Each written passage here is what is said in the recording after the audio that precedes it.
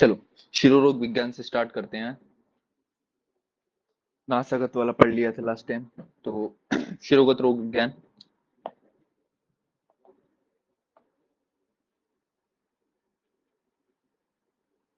आचार्य कितने रोग बोलते हैं शिरोगत? 5 बोलते हैं। कौन कौन से बोलते हैं? वातज, पित्तज, कफज, सन्निपातज और क्रमिज। ठीक है ना। सूत्र स्थान के 70वें नंबर के चैप्टर में अपन देखते हैं। आचार्य सुश्रुत और माधव कितने बोलते हैं? तो आचार्य सुश्रुत माधव बोलते हैं कितने होते हैं भैया? 11 रोग होते हैं नेत्रगत। ठीक है।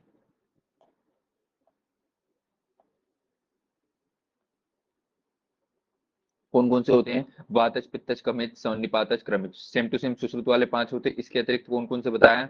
रक्तज बताया है, क्षयज बताया है ना, सूर्याव्रत, अनंतवात, अर्ध उभेदक, शंखक। एक मिनट।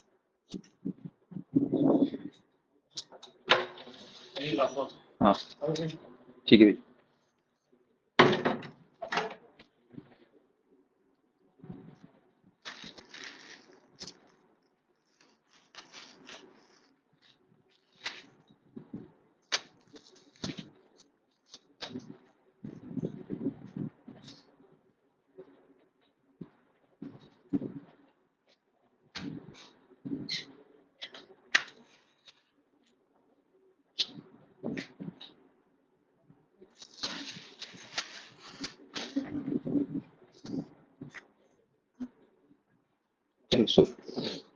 तो आचार्य सुश्रुत के अनुसार कितने होते हैं? 11 होते हैं भैया। अपन ने देख लिया कौन कौन से हैं। भाव प्रकाश योग भामायोग के अनुसार भी 11 होते हैं। शालिंदर 10 होते हैं। ठीक है ना। अष्टांग संग्रह के याद रखना भैया। अष्टांग संग्रह 9 बोलते हैं।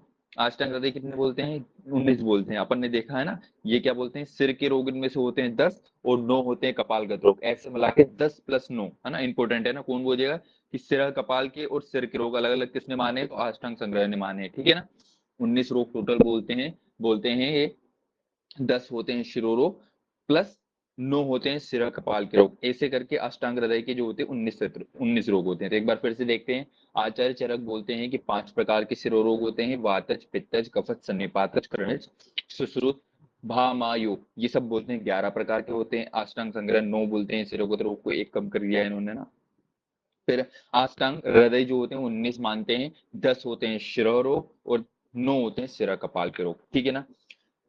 फिर अष्टांग हृदय ने कुछ कुछ स्पेशल रोग को क्या शिरोरोग के शिरो कपाल के रोग माना है। अभी आगे देखेंगे ना। शिरकम, शिरो अभिघात, 5 प्रकार के वाग्भट ने बताए। आगे देखेंगे। चलो अब चरक वाला सूत्र स्थान का जो 17वें नंबर का चैप्टर है अपन ने रट रखा है। वहां पे क्या क्या होता है फिर एक बार रिविजनाइटिस कर लेते हैं कैसे कैसे होता है। तो सबसे पहले देखते हैं वातिक शिरोरोग।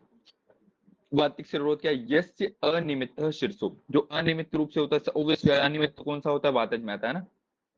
तो जो अनियमित कारण से या बिना किसी कारण से सिर में पीठ सिर में वेदना होती है तो वो किसमें होती है? वातरिक शिरो रोग में होती है भैया ना। एआईपीजीडी जो 23 में आए थे प्रश्न अपन ने देख लिया था। रुजस तीव्र निशी रात्रि।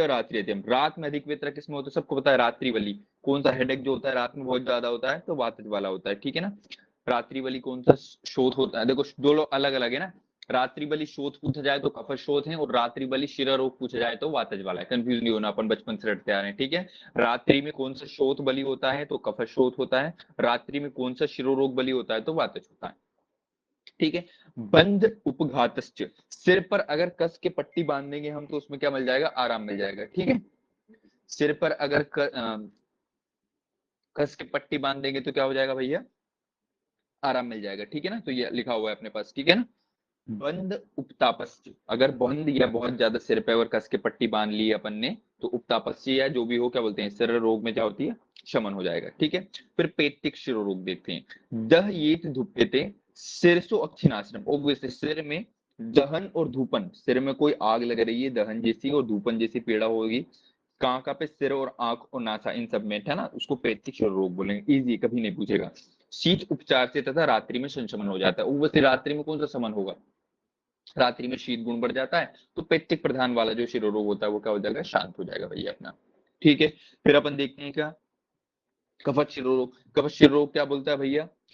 दहयति सॉरी सून अक्षिकूट वदनस्य। वेरी वेरी इंपॉर्टेंट, याद रखना है भैया ना। एक अपन उसमें भी देखते हैं भैया क्या नाम ना, आमा जीर्ण में भी आता है ना सून अक्षिकूट भ्रू ऐसा करके। एक पांडु में भी आता है ऐसा करके है ना। पांडु वाला तो लिखा है सून अक्षिकूट है ना। तो सून अक्षिकूट वदनस्य ठीक है ना, कहाँ कहाँ पे, अक्षी के कूट में, वदन मतलब मुख में, इन सब में शून्यतया शोथ उत्पन्न हो जाता है। शिरो अभिताप है ना, तो शून अक्षी कूट वदनस्य, ये कौन से शिरो रोग का लक्षण है, तो कफ शिरो रोग का लक्षण है ना, इतना बस याद रखना है।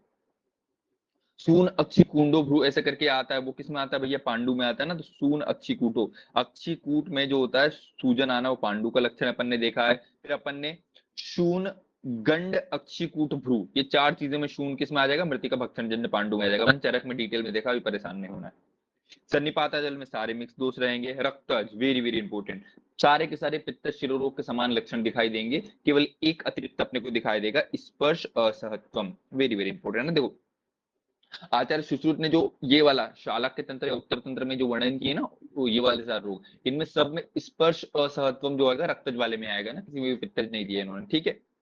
तो रक्त शिरोरोग में क्या आता है, स्पर्श असहत्वम होगा। फिर क्षयज वाले में क्या आ जाएगा, वसा बलास क्षत संभावना, किस किस से, वसा से, कफ से, रक्त के क्षीण हो जाने पर कष्टदायक व भयंकर वेदना उत्पन्न करने वाला शिरोरोग उत्पन्न होता है। यह रोग स्वेदन, वमन, धूम्रपान, नस्य, रक्त मोक्षण से बढ़ता है। तो तुमसे पूछेगा कि कौन सा ऐसा शिरोरोग होता है जो पंचकर्म करने पर वृद्धि को प्राप्त होता है, तो क्षय शिरोरोग प्राप्त होता है, ठीक है ना। क्षय शिरोरोग हो गया भैया, वसा बलास छत, इन सब से होने के कारण उत्पन्न हो सकता है, और पंचकर्म करने से बढ़ता है। क्रमित शिरोरोग देखते हैं, क्रमित शिरोरोग सिर में तो उत्पन्न करेगा, घ्राणच गच्छेत सलिलम स रक्तम अभितापम में से करके आएगा। नासा से पूई मिश्रित जल एवं रक्त स्राव इसमें होगा ना, ज्यादा इंपॉर्टेंट नहीं है। चरक का जो अपन देखते हैं सूत्र स्थान 17 में, वो वाला क्रमिज और क्षयज इंपॉर्टेंट है ना, आगे देखेंगे अपन क्या क्या लिखा है उसके संदर्भ में। सूर्यावर्त बहुत ही है भैया, सूर्य की रोशनी बढ़ने के आधार पर दर्द का घटना और बढ़ना सूर्यावर्त का सिम्टम होता है भैया। इसको त्रिदोष से होता है, अभी एक साथ नीचे याद करेंगे अपन टेबल में, दोष इसके भूल जाओ ना। इसको भास्कर आवृत्ति भी कहते हैं, ठीक है ना। कभी कभी शीत कभी उष्ण उपचार, यार एक मिनट वर्ड से फोन आ रहा है। हेलो। हम्म।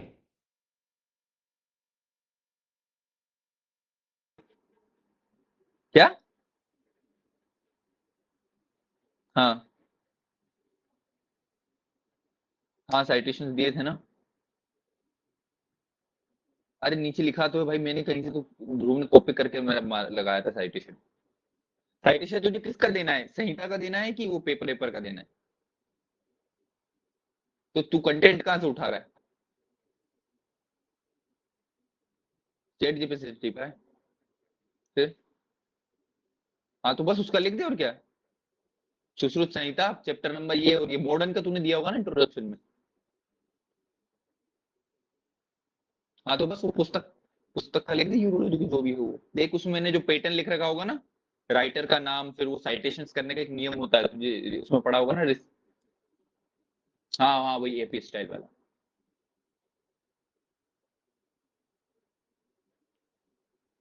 हाँ हाँ हाँ।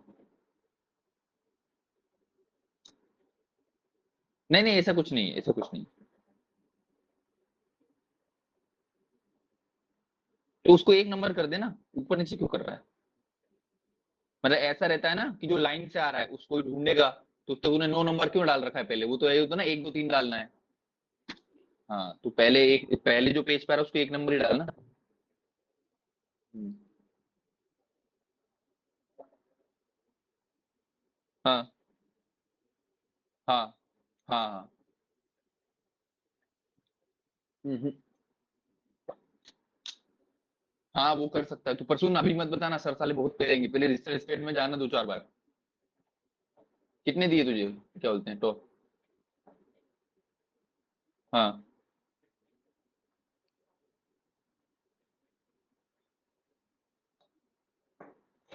हाँ, तो वो उसका वाला फार्मूला ले ले, बोले सर फार्मूला दे दो। ठीक है, वो सॉफ्टवेयर सर को देख, सब कर देंगे। फिर मेरा वाला लगा देना, क्या है उसमें।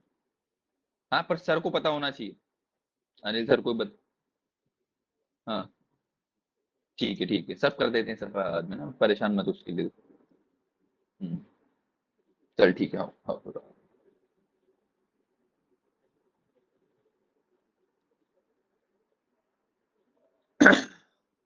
सॉरी। चलो चल रहा हूँ, बार बार गुम क्यों जाता है। ठीक है, तो अपन देखते हैं अब क्या, क्षयज वाला देख लिया, सूर्याव्रत देख लिया था ना। सूर्याव्रत क्या होता है, सूर्य की रोशनी के बढ़ने के साथ साथ सिर का दर्द बढ़ता है। सूर्य की रोशनी जैसे जैसे घटेगी तो दर्द घटेगा ना, इसको अपन त्रिदोषज होता है, आगे देखेंगे सबके अनुसार अपन। ये भास्कर आवर्ती भी बोलते हैं, भास्कर के आवर्त के, सूर्य के आवर्त के समान होता है। कभी शीत कभी उष्ण ज्वार से लाग होता है ना, ये इंपोर्टेंट है भैया। शीतेन शांति लभन्ते कदाचित उष्ण जंतुष्कम, कभी इसको ठंडी चीजों से आराम या शीतल चिकित्सा से आराम होगा, और कभी उष्ण चिकित्सा से आराम होगा। सर्वात्म कष्टतम विकारम, वेरी वेरी इंपोर्टेंट ना, कष्टम बोला इसके संदर्भ में ना। अपन देखते हैं भैया कुछ दुष्ट के लिए तर आता है, ये अगर बहुत सारे रोग अपन देखेंगे वहां पे है ना। अभी याद रख लेना, यहाँ पे अपने ये रखा कि सूर्याव्रत के लिए अपने ने कष्टतम वर्ड यूज किया है, ठीक है।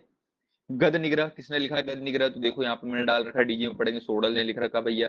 गद निग्रह ने द्वंद्व सूर्याव्रत और विदेहनी में सूर्यावर्त विपर्य का वर्णन किया है, नहीं याद रखना है, अपन देखेंगे अभी नीचे आगे। आता है अनंतवाद, तीनों दोषों से कुपित होकर मन्या को दबाकर घाटासुरुजा सुतीव्रम, गले के पिछले भाग में तीव्र वेदना उत्पन्न करने को अनंतवाद कहते हैं। तो मैंने इतना याद करवाया था वहां पे, अनंतवाद तो मतलब क्या, अनंत वेदना, मतलब क्या आसपास वाले एरिया में है ना। अन्य तो वाद देखा था ना, वैसा ये अनंतवाद भी है ना।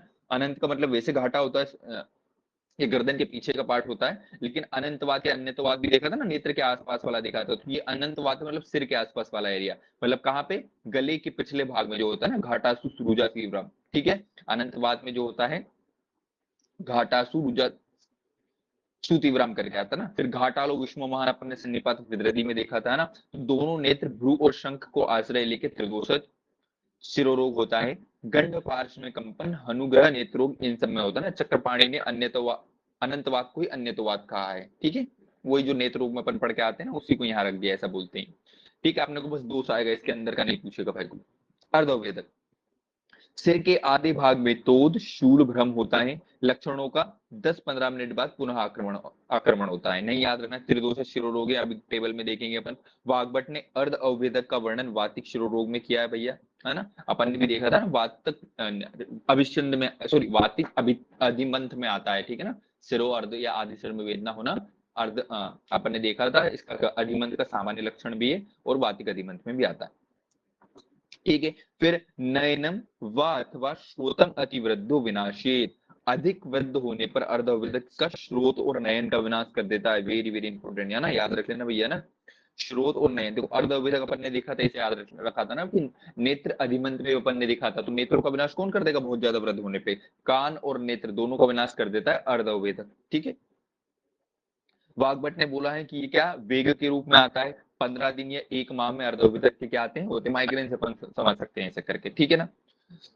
फिर चरक के अनुसार नोट्स में नहीं लिखे थे, तो मैंने वहां से क्या बोलते हैं सूत्र स्थान के 17वें चैप्टर से लिख रखा है। वातिक शिरोरोग में क्या देखते अपन, निस्तुद्यते भ्रशम घाटा सन्निवेद्य भ्रू मध्य ललाटम तप्तीव च अतिवेदनम निष्कृते इक्ष आवाणी घूर्णते शिर। मैंने इंपोर्टेंट इंपोर्टेंट ऐसा बताया था जब अपन चरक पढ़ा करते थे बहुत में, कि कोई सिर में सुइया चुभा रहा है, निस्तुद्यते कर रहा है, बहुत ज्यादा घाटा प्रदेश में कोई भैंस पहन रहा है, भ्रू के मध्य में एकदम जो ललाट है वहां पे अति तीव्र वेदना हो रही है, अति मात्रा में क्या तप रहा है वो, ऐसा करके ना।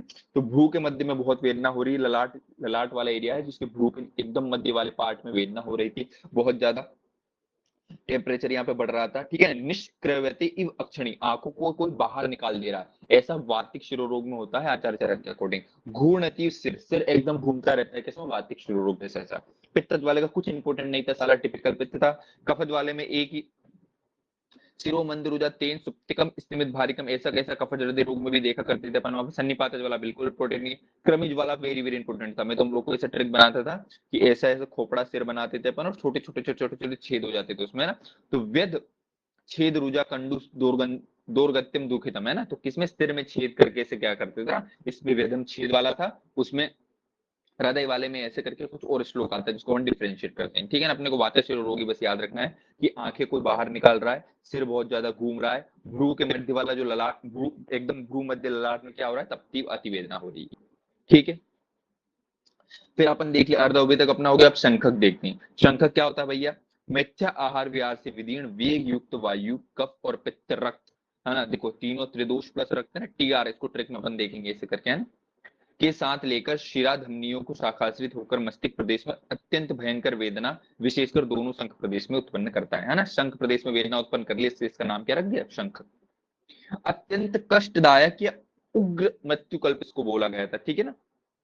तो ऐसा पूछा जाएगा ना, भिषक सहस्त्र अपि दुर्निवार, 1000 वेद्यों से भी कौन सा ऐसा रोग है जो क्या होता है, दुर्निवार्य होता है। तो इसके लिए अपने को इंपोर्टेंट याद रखना है, कौन सा होता है भैया, अपना शंखक रोग। क्या बोला है इसको आचार्य सुश्रुत ने कि 1000 भिषक भी आपके पास हो गए फिर भी ये वाला रोग क्या होता है, दुर्निवार होता है या दुष्चिकित्सीय होता है। किसके संदर्भ में कहा गया है, शंखक रोग के संदर्भ में कहा गया है, ठीक है ना। माधव निदान क्या बोलते हैं कि शंखक रोग जो होता है त्रिरात्र जीवंतिम हंति शंख को नाम होता है। माधव निदान बोलते हैं कि 3 रात में प्राणों का नाश कर देता है शंखक रोग, ठीक है ना। वाग्भट भी यही बोलते हैं 3 दिन के भीतर रोगी का जीवन नष्ट हो जाता है, ठीक है। चरक भी यही बोलते हैं ना, 3 दिन में शंख असाध्य हो जाता है और जान ले लेता है, ठीक है। तो तीनों रोग अपन ने देख लिए, कौन कौन से देख लिए भैया अपन ने, आचार्य सुश्रुत के अनुसार देख लिया अपन ने अभी।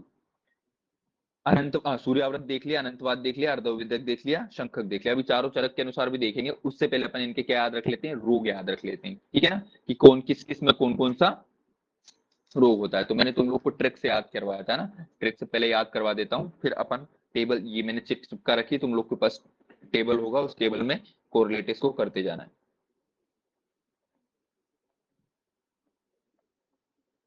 तो देखो अपन इसको कैसे याद किया करते थे, मैंने ऐसे कर रखा था, इधर अपने को दोष लिख लेना है, फिर इधर अपन 4 ट्रिक बना लेंगे अलग अलग आचार्यों के अकॉर्डिंग अलग अलग, ठीक है।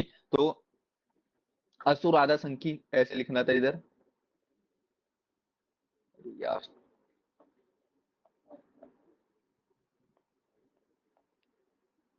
असुर आधा शंकी, ठीक है। असुर से सबसे पहले अ से क्या ले लेंगे अपन, अर्धउदक ले लेंगे, लिख नहीं रहा हूँ क्योंकि जगह कम है भैया। सु से क्या ले लेंगे, सूर्यावर्त ले लेंगे भैया, छोटा छोटा लिख दिया, ठीक है, अर्धउदक। और आधा, नहीं यार, इस आधा से अर्धावेदक आएगा ना, तो यहाँ से अनंतवाद आ जाएगा, अनंतवाद, ठीक है। अर्धावेदक और शंखक, तो शंखक आ ही रहा है, ठीक है ना। फिर यहाँ पे लेते हैं सबसे पहले सुश्रुत का, फिर चरक का, फिर वाग्भट का, और आखिरी में माधव का, ठीक है ना। तो सुश्रुत की तिवारी क्या बनी थी, सुश्रुत का मैंने बताया था कुछ नहीं लिखना, ऐसे 3 3 3, और आखिरी में क्या लिखांगा, वाद प्रधान त्रिदोषज, वाद प्रधान त्रिदोषज, ठीक है। मतलब सुश्रुत ने बिल्कुल भेदभाव नहीं किया, सारे के सारे को क्या माना है, त्रिदोषज माना है, सारे के सारे को क्या माना है, त्रिदोषज माना है। केवल स्पेशली जो शंखक रोग होता है उसमें वात प्रधान त्रिदोषित बोल दिया। तो आचार्य सुश्रुत का क्या है, स से सुश्रुत, स से सारे के सारे सन्निपातक। क्या ट्रिक बनी थी अपनी, आचार्य स से सुश्रुत, स से सारे के सारे सन्निपातक। फिर चरक वाली की ट्रिक ट्रिक मैंने याद करवाई थी, कैसे याद करवाई थी भैया, कि तिवारी ऐसे करके मैंने याद कराया था, क्या, तिवारी क्या होता है, ये बहुत खराब मुसाफिर, बहुत खराब वापिर होता है, मुसाफिर या वापिर ऐसे करके याद करवाया था मैंने, ठीक है ना। तो तिवारी मतलब शुरू में जो अनंतवात हो जाएगा चरक के अनुसार त्रिदोषज है, सूर्याव्रत जो हो जाएगा वारी मतलब वात रक्तज है, फिर क्या बोलते हैं अर्धावयव, ये वात बहुत खराब होता है मतलब वात कफज होता है। फिर आखिरी वाला शंखक जो होता है वो वात पेर होता है, वात पित्त रक्त होता है, ठीक है। फिर वाग्भट वाला देखते हैं, तो वाग्भट वाले में कुछ दिमाग नहीं लगाना भैया, अनंतवात तो इन्होंने बताया ही नहीं है, ठीक है ना। ये वाला बोल दिया इन्होंने क्या, वात पित्त, ये वाला वात, और क्या बोलते हैं, ये वाला बोलता है त्रिदोष प्लस रक्त, ठीक है ना। याद है, वाग्भट वाला याद नहीं रखना है, ठीक है ना। माधव ने भी क्या बोला है, सुश्रुत के 2 कॉपी कर दिए, नीचे वाले 2 चरक के कॉपी कर दिए, ऐसे याद करवाए थे माधव वाले सुश्रुत, ऊपर वाले 2 3 3 मतलब त्रिदोष हो जाएंगे, नीचे वाले चरक का क्या है, बहुत खराब और वापिर, ठीक है। माधव ने कुछ नहीं किया था, सुश्रुत के ऊपर के 2 कॉपी, नीचे के चरक के 2 कॉपी ऐसे कर दिया था, ठीक है ना। वाग्भट वाले नहीं याद रखोगे तो भी चल जाएगा। तो ये अपन ने देख लिया, आप देखो इसमें बता देता हूँ मैंने कौन कौन सा है, यहाँ भी देखो लिखा होता है ना, असुर आधा शंकी, सुश्रुत का क्या बना है, सु से सुश्रुत, सारे के सारे सन्निपाते जाए जाएंगे, और नीचे वाला शंखक होता है वो वात, वात प्रधान सन्निपात होगा ना, ऑल त्रिदोषित माने आचार्य सुश्रुत में। फिर चरक वाला कैसा है, ती वारी, ठीक है ना, ती से क्या हो जाएगा, त्रिदोषित हो जाएगा, वारी से वात रक्त वाला हो जाएगा, ठीक है ना। ये बहुत खराब होता है, मतलब वात कफज होता है, स्लैश करके वात जाता है, पर वात कफ इतना एआईपीजीटी में देते हैं, इतना डीप का इधर नहीं देंगे। फिर वापिर, मुसाफिर को अपन वापिर पढ़ते थे ना, अपनी उधर की भी ट्रिक आई थी अगस्त तंत्र की, है ना। तो वात पित्त और रक्त हो जाएगा। वाग्भट वाला ये वाला तो बताया ही नहीं, अनंत वात इन्होंने, ये वाला वात पित्तज होता है, ये वाला ओनली वातज होता है, ये त्रिदोष प्लस रक्तज बोल रहे हैं, ठीक है ना। बाकी माधव ने ऊपर के दो सुश्रुत किए और नीचे के दो चरक के कॉपी कर दिए, ठीक है। फिर अब अंदर तो दिख ही गया अपन ने कैसे कैसे क्या क्या होना, ये टेबल नहीं दिखना ना इसमें, ऊपर नीचे ये वाले स्टिकी अपने को चिपका देना है, इसी में अपने के सारे दोष अपने मिल जाएंगे। चलो अब चरक अनुसार सिरोरोग देखते हैं, ठीक है ना, इसको मिटा देते हैं।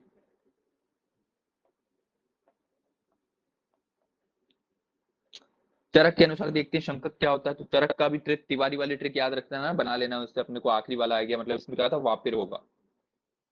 चरक बोलते हैं रक्त पित्त अनिल दुष्टा, वेरी वेरी इंपोर्टेंट है भैया, रक्त पित्त अनिल, मतलब शंखक वाला चरक क्या है, वापेर है, फिर से लिख देते हैं अपन, है ना।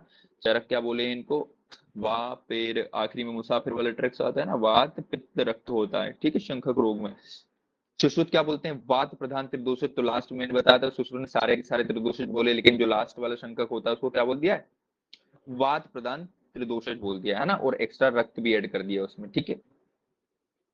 फिर दूषित चरक बोलते हैं रक्त पित्त अनिल दुष्टा संख्यदेरो विमूर्छिता तीव्र रोगादाह फलाना ढिमका ग्रंथि, मतलब दूषित रक्त पित्त वायु शंख प्रदेश में परस्पर संयुक्त होकर तीव्र रुझा दाह राग के साथ भयंकर स्रोत उत्पन्न करते हैं। इसका वेग कैसा होता है, विश्वत वेग होता है भैया ना। नहीं मतलब नहीं याद रखो तो भी चल जाएगा, ये वाली लाइन बड़ा इंपॉर्टेंट याद रखना है तुम्हें। कौन कौन सी याद रखना है लाइन, कि त्रिरात्र जीवितम हंति शंखको नामत, 3 रात में ऐसा कौन सा शिरो रोग है जो 3 रात में प्राणों का नाश कर देता है, तो शंखक वाला रुक कर देता है ना, अपने को याद है। सारे के सारे नेत्रों को इस साथ शंखक, इसमें 3 दिन आ रहे हैं। देखो बिगिनरों के लिए ट्रिक मैंने ऐसे बनाई थी ना शुरू शुरू में, सारे 4 प्रकार के जो स्पेशल नेत्रों के ऑप्शन में देंगे, इनके सबके वर्ड देखोगे, सूर्यावर्त में 1 2 3 4 है, अनंतवात में 1 2 3 4 5 है, अर्धवर्त में 1 2 3 4 5 6, शंखक में 3 है। 3 दिन में कौन सा जान लेता है, शंखक, खत्म।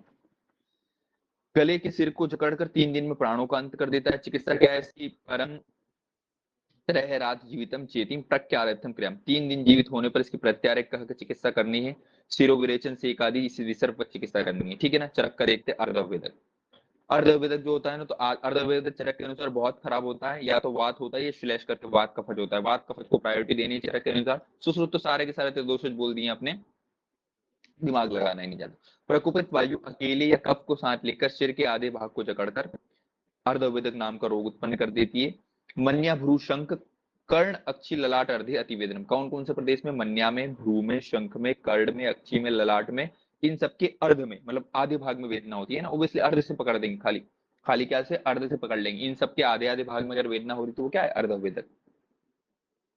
शस्त्राणाम निमा कुरिया तीव्रम स अर्धवेद के, ठीक है ना। इसमें ऐसा लिखा है कि इसकी चिकित्सा करने के लिए क्या, शस्त्र कर्म करना चाहिए अर्धवेदक में, ठीक है ना। शस्त्र कर्म से शिरावेद या दहन कर्म करना चाहिए, ठीक है ना। तो कौन सा ऐसा एक शिरो रोग होगा इन चारों में जिसमें अपने को शस्त्र कर्म वाली चिकित्सा करनी है, तो अर्ध अवेदक में करनी है ना, आचार्य चरक ऐसा बोलते हैं। नैनम वाथो श्रोतम अतिवादन विनाशित, देखो वहां भी बोले पढ़ा था अपन ने, सुश्रुत में भी इस लाइन को लिख दिया था कि कौन सा ऐसा नेत्री रोग होता है जो अत्यधिक वृद्धि करके नेत्र और स्रोत को नुकसान पहुंचाता है, या नेत्र और स्रोत का विनाश पहुंचाता है। तो मैंने वहां पर ट्रिक बताई थी, गाजीमंत में अपने आदेशन में वेदना देखी, नेत्र रोग होता है। नेत्र रोगों में क्या होता है भैया, अपना क्या बोलते हैं, ये हो सकता है, नेत्र रोगों में विनाश इसका हो सकता है, अर्धवेतक में नेत्र रोगों का विनाश हो सकता है, नेत्रों या स्रोत का विनाश हो सकता है। चिकित्सा कैसी है भैया इसकी, तो चिकित्सा अर्धवेदक की होती है। चतुर स्नेह उत्तम उत्तमा मात्रा, ठीक है ना, मतलब जो उत्तम स्नेह, चतुर स्नेह होता है उसकी उत्तम या प्रधान मात्रा इसको देंगे। सिरा काय विरेचन देंगे, ठीक है, जीर्ण घृत दे देंगे। वस्ती अस्त्यनाश, इसको ध्यान नहीं देना चिकित्सा को ज्यादा। उपना शिरोवस्ती दहन चत्र सस्यते, ठीक है ना, दाह कर्म करेंगे शस्त्र से, इतना बस याद रखना, प्रतिशावती जाएगी चिकित्सा का। चलो अनंतवाद पे आ जाओ। अनंतवाद क्या बोलता है भैया, चरक बोलते हैं त्रिदोषज, सुश्रुत भी बोलते हैं त्रिदोषज, सुश्रुत ने तो सारे त्रिदोषज बोला है। चक्रपाणी ने इसी को अन्यतवात नाम दे दिया है। दुष्टा दोषास्त्रयो मन्या पश्चिम घाटासु वेदना, मैंने बोला था अनंतवात, अनंत किसका पर्याय होता है, घाटा प्रदेश का, इसलिए घाटा में वेदना करता है। त्रिदोष मन्या के पीछे घाटा में तीव्रता उत्पन्न करता है। गंडपाश में स्वेदन, नेत्रों का अनुग्रह हो जाता है। गंडपाश मतलब के गले के पास में, मतलब उसको घाटा बोलते हैं, अनंतवात आ जाएगा। चिकित्सा कैसे करते हैं भैया इसकी, सिरावेद व सूर्यावर्त नाशक चिकित्सा इसमें करते हैं, ठीक है। चौथा सूर्यावर्त देख लेंगे भैया, सूर्यावर्त क्या बोलते हैं, चरक ने इसको वात रक्त बोला है ना, तो तिवारी करके मैंने याद किया था, तिवारी करके अपन ट्रिक देखते हैं ना चरक की, टी से ऊपर वाला त्रिदोष था, दूसरे नंबर पे जो आसूर था, मतलब क्या बोलते हैं सूर्यावर्त, तो ये क्या होता है, वात और रक्त इसमें होता है, ठीक है ना। सुश्रुत के अनुसार तो दोष से दिमाग लगाना ही नहीं भैया, ठीक है। दिन में सूर्य के वृद्धि के साथ साथ सिराशूल बढ़ता जाता है और सूर्य के ढलते समय कम होता जाता है। इसकी चिकित्सा कहते हैं सर्पी उत्तर भक्ति में, इसकी चिकित्सा करते हैं अपन, या भोजनोत्तर घृतपान इसमें करवाते हैं। शिरोविरेचन मूर्धना स्नेह धारणम, इसकी चिकित्सा कर देते हैं। चिकित्सा बजाय ध्यान नहीं देना है ना, बस याद रखना सर्पी उत्तर भक्तिकम, किसमें, खाना खाने के बाद घृत पान करवा देते हैं। कौन से सिरो रोग में करवा देते हैं, तो सूर्याव्रत में करवा देते हैं, ठीक है ना। सूर्याव्रत में सर्पी उत्तर भक्तिकम करवा देते हैं, खाना खाने के बाद क्या करवा देते हैं, थोड़ा सा घृत पान अपन करवा देते हैं। जांगम मास में उपनाह घृत क्षीर से शिरो परिसेचन करवा सकते हैं। जीवनीय क्षीराष्ट्र गुण से साधित नामन दे देंगे ना, इतना सब डिटेल में याद नहीं रखना, अपन पीजी वीजी की तैयारी नहीं कर रहे हैं। चलो अष्टांग हृदय अनुसार शिरोरोग देखते हैं। शिरोरोग 19 हो के मैंने बता दी थे अष्टांग संग्रह ने, 10 प्रकार के शिरोरोग और शिरा कपाल। देखो फेवरेट क्वेश्चन यही रहेगा, शिरा कपालगत रोग अष्टांग हृदय के अनुसार कितने होते हैं, बस नोट टिक करना अपने को, आगे बढ़ जाना ना, इतना ही पूछेगा अपने से। वातिक शिरोग, शिराकम, शिरोविताप, सूर्यावर्त, अर्धविदक, शंखक, ये सारे प्रधान 10 शिरोगत रोग माने। इसके अतिरिक्त कौन कौन से उपशिरसक, शिरोविद्रदी, शिरोग्रंथि, शिरा अर्बुद, अरुंशिका, दारुणक, ये दो याद रखना भैया ना। अरुंशिका और दारुणक को क्या माना है उन्होंने, आचार्य सुश्रुत ने इनको क्षुद्र रोग माना है, लेकिन वाग्भट ने इनको क्या बोलते हैं, कपालगत रोग माना है ना। इंद्रलुप्त, खलित्य, पलित्य, नाम से पहचान लेंगे भैया ना, ये सिरो कपाल के कौन से हैं और शिर के कौन से है ना। शिराकंप, शिराकंप वातज होता है, सिर्फ दोष याद रखना है। शिराकंप जो होता है वाग्भट के अनुसार वातज होता है। उपशीर्षक भी वातज, उपशीर्षक तो अपन पढ़ते हैं ना उसमें बाल रोग में भी। गर्भस्थ बालक के कपाल की वायु दूषित होकर त्वचा के समान वर्ण का नीरोजोल हाइड्रोसिफिलस, जो भी इंग्लिश में अपन बोलते हैं ना, उसको अपन उपशीर्षक बोलते हैं, स्वयं में ठीक हो जाता है, इसकी चिकित्सा की आवश्यकता नहीं होती। अरुंशिका, अरुंशिका जो होती है, अरुंशकर करके याद करते हैं ना अपन, इसे कफ रक्त जो होती है, वाग्भट का याद रख लेना, अरुंशकर, कफ और रक्त इसमें दोष होते हैं ना। आचार्य वाग्भट के अनुसार इसमें थोड़ा सा क्या हो जाता है, पित्त भी हो जाता है ना। तो पित्त,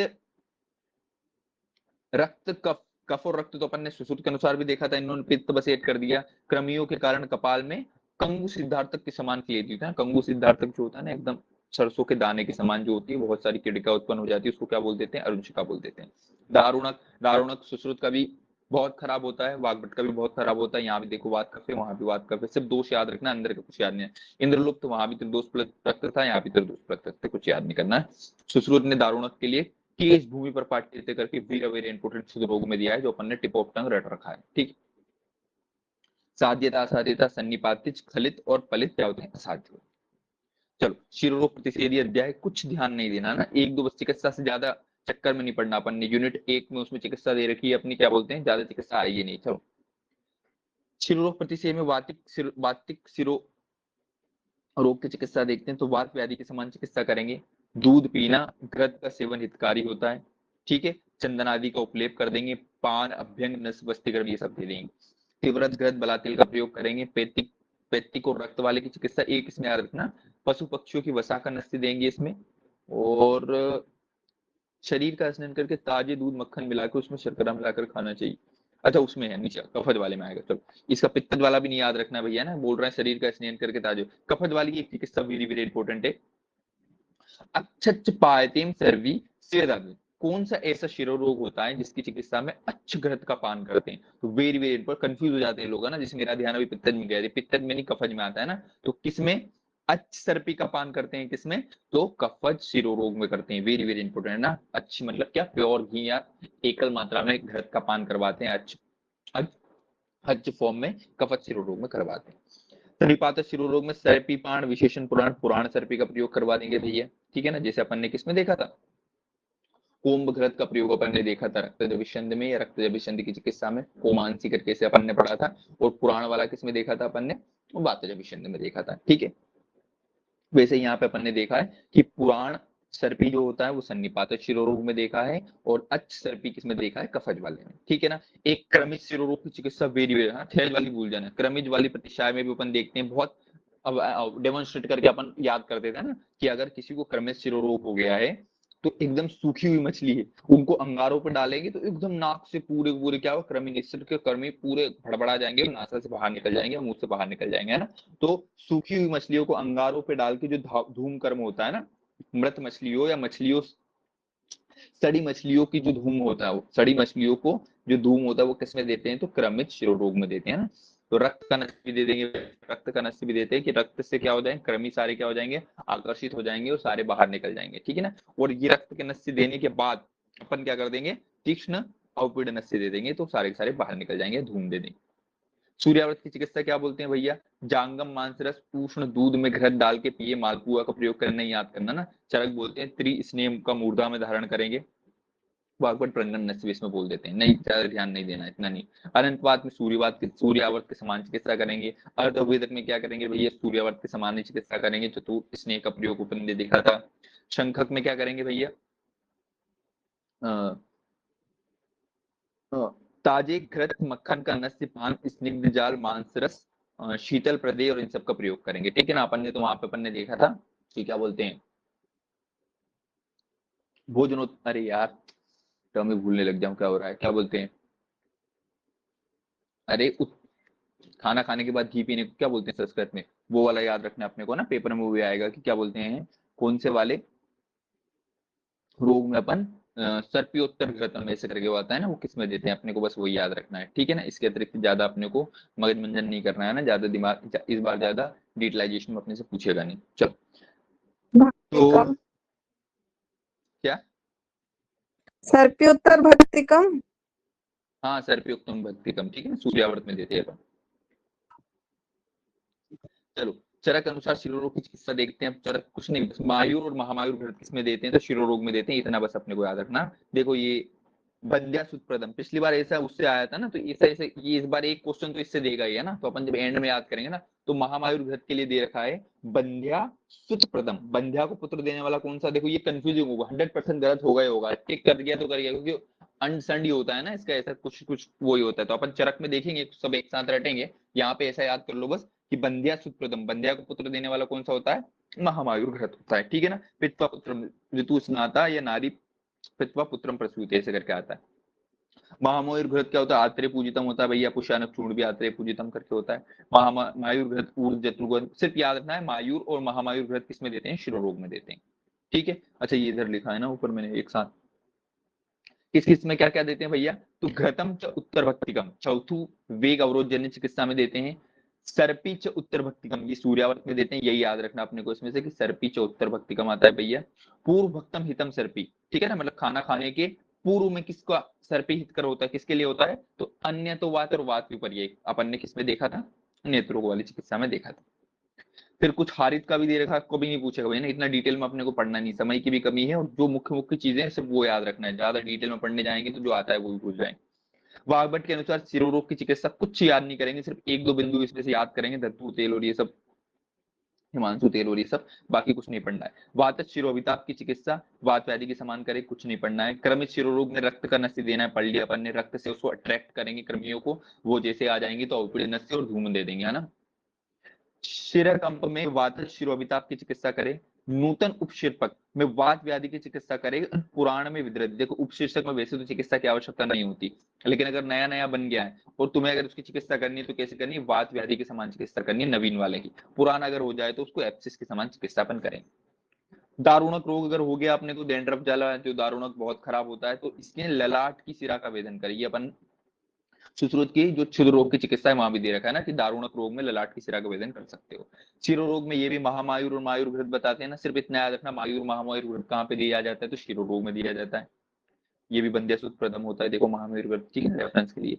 शिरो रोग के प्रमुख योग षडंग जो होता है, चरक के अनुसार शिरोरोग में देते हैं, ठीक है ना। और षडंग कहाँ देखा था अपन ने, सवर्ण शुक्लगत रोग, सवर्ण शुक्ल में भी देखा था, ठीक है ना, उसके योग रत्नाकर के अनुसार। सुश्रुत ने शिरोभ्यंग हेतु चक्र तेल का प्रयोग करा है। वाग्भट बोलते हैं मूर्ध तेल, कुछ याद नहीं रखना क्या क्या होता है। फिर भाव प्रकाश बोलते हैं अर्धनारीश्वर रस और धतूर तेल, धतूर तेल याद रखना किसमें देते हैं, शिरोरोग में देते हैं भैया, ठीक है ना। हिमांशु तेल का नस्य भी बोलते हैं भैया, हिमांशु सरदर्द ऐसे करके अपन ने याद किया था भैया, ठीक है। इसी के साथ क्या हो गई, उत्तमांग के जो कुल कुल रोग अपन ने पढ़े थे 213 प्रकार के, जैसे इसमें अपन ने 76 प्रकार के नेत्र, 28 प्रकार के कर्ण रोग, 31 प्रकार के नासा रोग और 11 प्रकार के क्या शिरोरोग, अपन ने पढ़ लिया ना। अब अपना अंतिम बचेगा मुख रोग पढ़ते हैं, ठीक है ना। शिरोरोग हो गया भैया, एक बार फिर से तेज तेज रिवीजन कर देता हूँ तो सब जो भूला बिसरा हो गया वो सब याद आ जाएगा, ठीक है ना।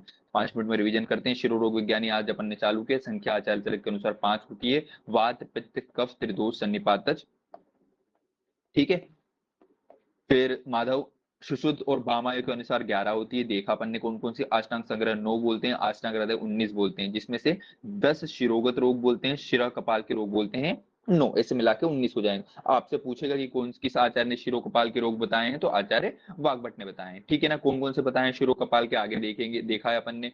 फिर शिरोरोग में वातिक शिरोरोग सुश्रुत बोलते हैं, अनियमित शीर्षो, अनियमित या बिना किसी कारण से होता है रात में बहुत ज्यादा ना, तो रात्रि बलि शिरोरोग पूछे तो वातज वाला, और रात्रि बलि शोथ पूछे तो कफज वाला। फिर पैतृक वाला रात में शांत हो जाता है, दहते दुखते कोई नहीं पूछेगा। कफज वाला वेरी इंपॉर्टेंट है, अक्षिकूट में शून्यता आ जाएगी और वदन में भी शून्यता आ जाएगी। सन्निपातज वाले में क्या हो जाएगा, इंपॉर्टेंट नहीं है। रक्तज वाले में, रक्त शिरोरोग में स्पर्श असहत्वम देखा। क्षयज वाले में वसा बला के कारण होगा और पंचकर्मा करने से बढ़ेगा। क्रमिज वाला इंपोर्टेंट नहीं है, नासा से कोई मिश्रण चरक का इंपोर्टेंट। सूर्याव्रत देखा, सारे के सारे सुश्रुत के अनुसार सन्निपातज होंगे।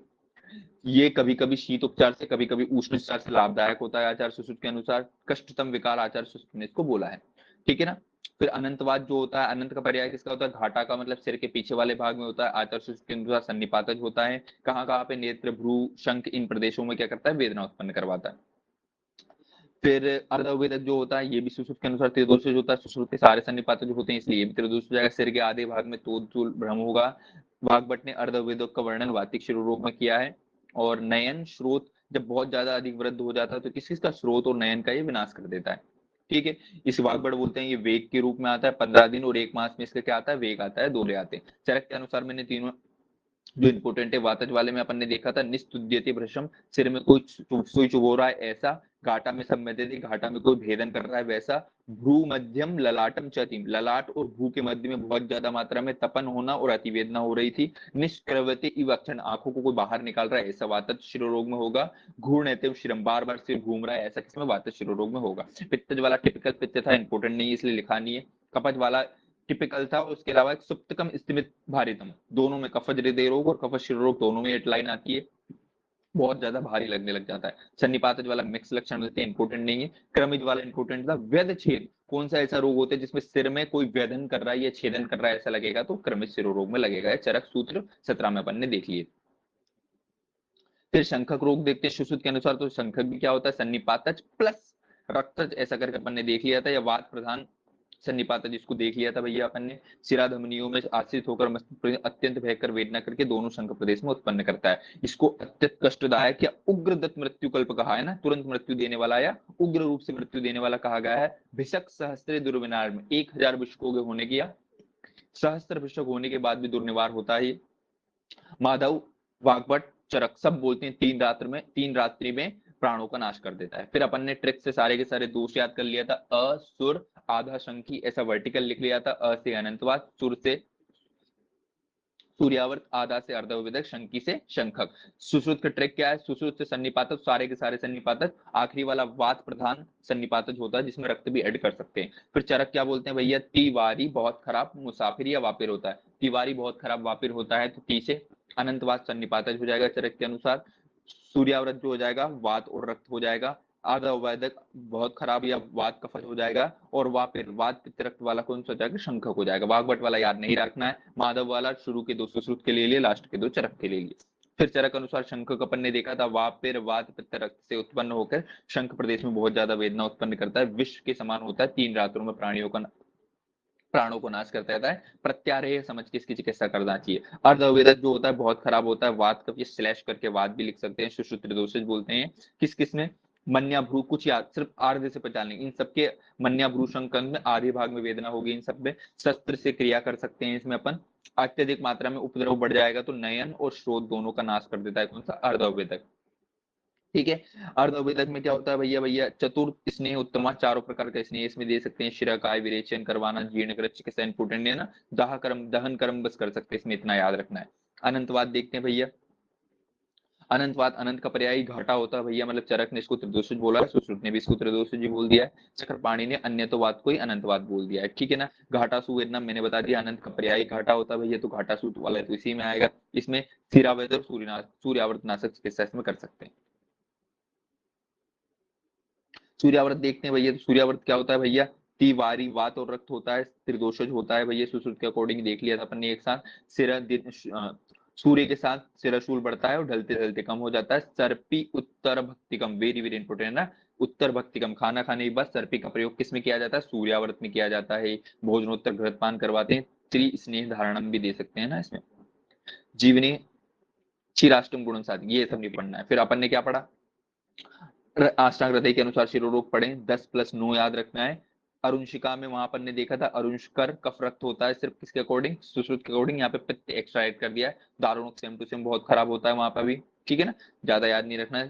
चिकित्सा में सिर्फ चिकित्सा देखेंगे अपन कफज की, कफज में अच्छ स्नेह या अच्छ घृत का पान कर रहे हैं, सन्निपातज शिरोरोग में पुराण घृत का पान कर रहे हैं, और क्रमिज वाला वेरी वेरी इंपॉर्टेंट, क्रमियों को अट्रैक्ट करने के लिए रक्त का नस्य दे रहे हैं। फिर वहां पे तीक्ष्ण अवपीड़न नस्य फॉलोड बाय मछलियों का, वो क्या बोलते हैं, धूम्रपान, धूमपान, मछलियों को, सूखी हुई मछलियों से धूम्रपान करके। सूर्याव्रत की चिकित्सा देख ली अपन ने अभी, त्रिस्नेह मूर्धा धारण करवाएंगे चरक के अकॉर्डिंग। और वाग्भट ने इसमें भृंगण नस्य दिया है भैया, याद रखना, सूर्याव्रत में भृंगण नस्य दिया है, कहीं तो पूछा था, समझ मुझे याद आ रहा धीरे। अनंतवात अर्धवेद की चिकित्सा नहीं याद रखना है ज्यादा। फिर शिरोरोग की चरक के अकॉर्डिंग सिर्फ महामायुर और मायुर ग्रह कहाँ देते हैं, इतना बस याद रख लेना, मायुर महामायुर ग्रह कहाँ देते हैं, शिरोरोग में, इससे ज्यादा अंदर का नहीं पढ़ना है अपने को, ठीक है। अब आ जाते हैं अपन मुख रोग निदान या मुख रोग वाले चैप्टर पे, ठीक है।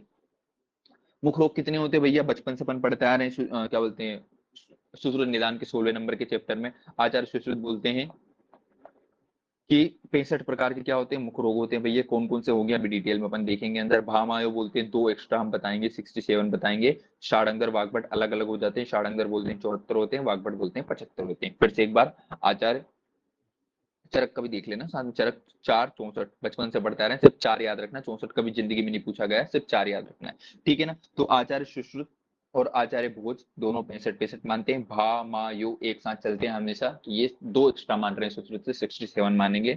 षाडंगर 74 मानते हैं, और आचार्य वाग्भट 75 मानते हैं। आचार्य चरक के 4 ऐसे कैसे हैं। मुख रोग अधिष्ठान के स्थान कितने होते हैं, तो 7 होते हैं आचार्य सुश्रुत के अनुसार, वाग्भट ने गंडाल जी एक्स्ट्रा मान के 8 कर दिया, ठीक है ना। जैसे लूता विष के अधिष्ठान में भी सेम टू सेम यही ट्रिक थी, सुश्रुत बोलते हैं 7 होते हैं, वाग्भट ने 1 एक्स्ट्रा कर दिया था, ठीक है ना। वहां पे श्वास में 1 एक्स्ट्रा बता के लूता विष के अधिष्ठान कितने 8, अपन ने जब अगस्त तंत्र पढ़ा था तो वहां भी देखा था ना। तो लूता विष के अधिष्ठान भी आचार्य सुश्रुत के अकॉर्डिंग होते हैं 7, और वाग्भट के अनुसार होते हैं 8। वैसे ही मुख रोग के अधिष्ठान भी होते हैं आचार्य सुश्रुत के अकॉर्डिंग 7, वाग्भट के अनुसार 8। एक कौन सा एक्स्ट्रा बताया, गंडाल जी एक्स्ट्रा बताया। मुख रोग का कारण क्या होता है, तो मुख रोग कफ प्रधान दोष होता है। ये सारे के सारे जो 65 प्रकार के मुख रोग हैं किससे होते हैं, कफ से होते हैं। चलो स्थानगत रोग देखते हैं भैया, कौन कौन से रोग देखते हैं भैया, तो ओष्ठगत रोग होते हैं भैया। ओष्ठगत रोग कितने होते हैं भैया, 8 होते हैं भैया। कौन कौन से होंगे डिटेल में एक एक पढ़ेंगे भैया। दंत मूलगत कितने होते हैं भैया, 15 होते हैं, एक एक डिटेल में पढ़ेंगे। दंतगत कितने, एमपीपीएससी में अपने से बेसिक बाहर का ही पूछेगा कि दंत मूलगत रोग कितने बताए, आचार्य सुश्रुत ने 15 बताए। दंत के कितने बताए, 8 बताए भैया। जीवा के कितने बताए, 5 बताए भैया। तालु के 9 बताए भैया। कंठगत कितने बताएं, 17 बताएं। सर्वसर कितने बताएं, 3 बताएं। अभी पढ़ेंगे 1-2 दिन तक तो याद आ जाएंगे ना, अपने को याद है पहले कि बस तुझे धुमला धुमला बज रहा है। फिर से एक बार देख लेते हैं। आदर्श के अनुसार ओष्ठगत रोग कितने होते हैं, 8। दंतमूलगत 15, दंतगत 8, जीवागत 5, तालुगत 9, कंठगत 17 और सर्वगत 3, ऐसे करके टोटल 65 रोग होते हैं। वाग्भट ने क्या बकलोली के लिए आगे पीछे, वाग्भट बोलते हैं ओष्ठगत में 3 एक्स्ट्रा बताऊंगा, 11 कर दिए भैया। खंडोत, ओष्टार्बुद, जलार्बुद। फिर दंत मूलगत सारे के सारे बढ़ाए हैं, मैंने बोला सारे के सारे बढ़ाए हैं, सिर्फ एक कम किया है भैया। कौन सा कम किया है भैया इन्होंने, सिर्फ ये वाला क्या बोलते हैं, तालु वाला और दंत मूल वाला। तो दंत मूल वाला इन्होंने कितना बता दिया है, 13 बता दिया है। क्यों, क्योंकि कुछ कुछ रोग इन्होंने दंत वाले में मान लिया ना, दंत वेष्टक परिवर्धन, परिदर और वर्धन, ये दंत वाले में मान लिए, जरूर एक्स्ट्रा हो जाएगा, ठीक है ना। वाग्भट कितने, दंत वाले 10 मानते हैं, 2 ये भी एक्स्ट्रा बढ़ाए हैं, अलग अलग बढ़ाए हैं ना, ठीक है। वाग्भट वाले जीवा के जो होता है 1 बढ़ाया है, मतलब 6 माना है। तालुगत 1 कम किया है ना, अग्रुष को नहीं माना, तो तालु में कम किया है और दंत मूल में कम किया है। कम किस में किया हुआ ना, बाकी सब में बढ़ाए है। कंठगत में 1 एक्स्ट्रा बढ़ाया है, सर्वगत वाले 5 माने, ऐसे करके 75 किसके रोग हो जाते हैं, वाग्भट के अनुसार हो जाते हैं ना। वाग्भट का अभी नहीं याद रखो, जब एक एक को डिटेल में पढ़ेंगे तो वाग्भट का याद हो ही जाएगा, किसी ने कैसा बताया। चलो ओष्ठ रोग प्रारंभ करते हैं। तो आचार्य सुश्रुत के अनुसार, फिर से बार बार बोलेंगे तो बार बार अपने को रिवीजन रिकॉल जल्दी होगा। ओष्ठ रोग सुश्रुत ने 8 माने, वाग्भट ने 11 माना है। 3 एक्स्ट्रा माने खंड ओष्ठ, जलार्बुद, ओष्टार्बुद, जिनको अपन डिटेल में देखेंगे। सबसे पहले देखते हैं वातज ओष्ठ रोग। अगर होठ क्या हो रहे हैं भैया, कर्कश, परुष, स्तव, वितीर्ण होस्ट हो रहे हैं, कुछ नहीं, दाल लिए थे परिपाट्य। तो मैंने ब्रह्मास्त्र बताया था तुम लोग को, क्या ब्रह्मास्त्र भूल गए हो तो फिर से याद दिलवा देता हूँ। सुश्रुत का ब्रह्मास्त्र, सुश्रुत की जहां भी परी आ जाए मतलब क्या लगा देना है, मैंने ऐसे ब्रह्मास्त्र लिखा हुआ था, जहां भी परी आ जाए सुश्रुत की तो वात, जहां भी स्फोट आ जाए वहां पे रक्त। ये दो ब्रह्मास्त्र अपना सुश्रुत के चल ही रहे थे, है ना। तो क्या आ रहा है भैया यहाँ पे, दाल लिए थे परिपाट्य थे, परी आ गया ना भैया, परी क्या है सुश्रुत की, वात में आ जाएगी तो वातज उष्ण रोग आ, सिर्फ इससे पकड़ लिया ना, क्योंकि नीचे अपन वो भी देखेंगे, विदीर्यते पाट्यते करके वो आगंतुज वाले में आ जाएगा। ठीक है, तो दाल्यते परिपाट्यते किस में आता है, वातज ओष्ठ रोग में आता है, बचपन से अपन पढ़ते आ रहे हैं। पित्तज वाले में क्या होता है, पीले सरसप की आकृति की दाह स्रावित, ऑब्वियसली जहां पे पीला आ जाएगा क्या पित्तज लगा देंगे भैया, सरसप आकृति बस याद ना, पीले सरसों की आकृति की जो किस में आ जाएगी, पित्तज ओष्ठ रोग में आएगी। श्लेष्मज वाला ओष्ठ सवर्णा, जैसे ओष्ठ होते वैसे कंडुयुक्त शोथ वेदना रहित, कोई नहीं पूछेगा भैया ना। सन्निपातज में ओष्ठ कभी काले पीले श्वेत, ऑब्वियसली विविध रंग के आ गए तो सन्नि लगा देंगे। रक्तज, और वेरी वेरी इंपॉर्टेंट है खरजूर फल वर्ण की सदृश पीड़िका किसमें होती है, तो रक्तज में, है ना। तो रक्त खजूर लाल कलर के होते हैं या खजूर रक्त वर्ण के होते हैं, ऐसा अपन ने याद किया था ना, खजूर के लिए खून जो भी हो, खजूर रह से खत्म हो रहा है, रक्त जा जाएगा ना। खजूर फल वर्ण सदृश पीड़िका किसमें आती है भैया आपने, तो रक्तज ओष्ठ रोग में आ जाती है, रक्तज ओष्ठ। मांसज वाले में क्या आ जाएगी भैया, कृमि युक्त रहेगा, पहली बात तो मांस सड़ जाएगा भैया, तो मांस के पिंड के समान कभी नहीं पूछेगा पेपर में, गुरु स्थूल मुख के उभय पार्श्व में व्रण हो जाएगी, और कृमि किस में पड़ेगी, मांसज ओष्ठ रोग में पड़ेगी। मेतज वाला क्या हो जाएगा, अपन ने टिप ऑफ टंग रट रखा है, घृत मंड मंडाभ सवर्ण, घृत या मंड के समान होठ कलर से कुछ बहता रहेगा ना, तो मेद जहां जहां घृत मंड जैसा आ जाएगा वो मेदज वाले ओष्ठ रोग में आएगा ना। अच्छ स्फटिका समिस्त्राव, वेरी वेरी इंपॉर्टेंट, ऐसा पूछेगा कि अच्छ स्फटिका समस्त्राव वाला कौन सा ओष्ठ रोग में आता है, तो अपना मेदज ओष्ठ रोग में आता है। ठीक है ना। अभिघातज में क्या आ जाएगा भैया, छत आभम वर्णम, ऑब्वियसली छत आ रहा है तो आंधा भी कोई लगा देगा कि आगंतुज वाला होगा। कंडु विदीर्यतम पोष्यते पाट्यते, छत आभो विदीर्यते पाट्यते, देखो दो चॉइस ऑफ क्वेश्चन होता है, विदीर्यते पाट्यते और दाल्यते परिपाट्यते, दोनों का मतलब एक ही होता है भैया, लेकिन अलग अलग संस्कृत पूछता है। दाल्यते परिपाट्यते वातज ओष्ठ रोग में आएगा, विदीर्यते पाट्यते अभिघातज पोस्ट रोग में आएगा। ठीक है ना। 8 प्रकार के हो गए भैया, फिर से एक बार रिवीजन कर लेते हैं कौन कौन से होते हैं भैया। वातज वाला कर्कश परुष स्तब्ध विदीर्णोष्ठ होता है, नहीं आएगा पेपर में, सिर्फ दाल्यते परिपाट्यते आएगा। पित्तज वाला पीले सरसों के आकार की दाह युक्त स्त्राव युक्त पड़ेगा होठ पे उत्पन्न हो जाएगी, उसको पित्तज ओष्ठ रोग बोला गया। श्लेष्मज वाले में ओष्ठ के समान वर्ण की कंडी युक्त शोथ युक्त वेदना के बिना शीतल पीड़िका उत्पन्न हो जाएगी, श्लेष्मज वाले में कभी नहीं पूछा जाएगा। सन्निपातज वाले में विभिन्न कलर के काले पीले श्वेत ऐसी पीड़िका हो जाएगी, सन्निपातज ओष्ठ रोग में ये भी नहीं पूछा जाएगा। पूछा क्या जाएगा कि रक्तज ओष्ठ रोग में कैसी पीड़िका होती है, तो खरजूर फलवर्ण, रक्तज वाले में खजूर के समान, मांस वाले में मांस पिंडवती होती है लेकिन क्रमि युक्त हो जाती है। मेद वाले में भी क्रम मिला है ना, क्रमि 3 में लगते हैं, क्रमी कंडू 3 में होते हैं। ठीक है, मेदज वाले में कैसे, तो क्रमी वाले में कंफ्यूज नहीं होना ना, कफज में नहीं लगाना। क्रमी युक्त तो स्ट्रोक कौन सा होता है, मांसज होता है, कंफ्यूज नहीं होना है। ठीक है ना। मेदज वाले में क्या होता है, घृत मंड संवर्णम, घृत मंड के समान वर्ण वाला और अच्छ स्फटिका समस्त्राव निकलता है। अभिघातज वाले में क्या आ जाएगा, विधि रहते पाट्यते आ जाएगा। फिर कौन कौन से असाध्य संधि होते हैं, यहाँ नहीं लिखा, लेकिन अपन स्मार्ट वर्क कर रहे थे कि यहीं से याद करेंगे तो आगे अपन कंफ्यूज नहीं होंगे। तो जो सन्निमार जो होता है वो क्या होता है, असाध्य होता है। सन्निमार जो होता है वो स्ट्रोक असाध्य, सन्नी से सन्निपातज और मार मांस और रक्तज। सन्निपातज ओस्ट्रोक, मांसज ओस्ट्रोक, रक्तज ओस्ट्रोक, ये तीनों क्या होते हैं, असाध्य होते हैं। सन्नी मार ओस्ट्रोक क्या होते हैं, असाध्य होते हैं। ठीक है ना। कंडुयुक्त ये तीनों होते हैं, नहीं पूछेगा कोई भैया अपने से। अब आ जाते हैं वाग्भट के 3 स्पेस। खंड ओष्ठ, सिर्फ दोष याद रखना है, वातज होता है वात के कारण ओष्ठ 2 भागों में विभाजित हो जाता है, उसे खंड नाम में लिखा खंड ओष्ठ, 2 बार कभी जिंदगी में नहीं आएगा वात के कारण। जलार्बुद जो होता है बहुत खराब होता है, वात और कफ के कारण ओष्ठ में जल के बुलबुलों की भांति जो बना बुलबुले उत्पन्न हो जाते हैं, उसे जलार्बुद कहते हैं। ये भी कोई नहीं पूछेगा भैया, सिर्फ जलार्बुद का वर्णन किसने किया ऐसा पूछेगा तो वाग्भट ने किया। गंडाल जी क्या होता है भैया, गंड स्थल में दाह युक्त, फिर सोफ को गंडाल जी कहा गया है, ये भी नहीं पूछेगा भैया ना। अधिष्ठान वाली एक्स्ट्रा वाली वो होती नहीं पूछा जाए। सिर्फ खंडोष्ट और जलार्बुद का वर्णन किसने किया है, तो वाग्भट ने किया है। कहाँ पे किया है, ओष्ठगत रोगों में किया।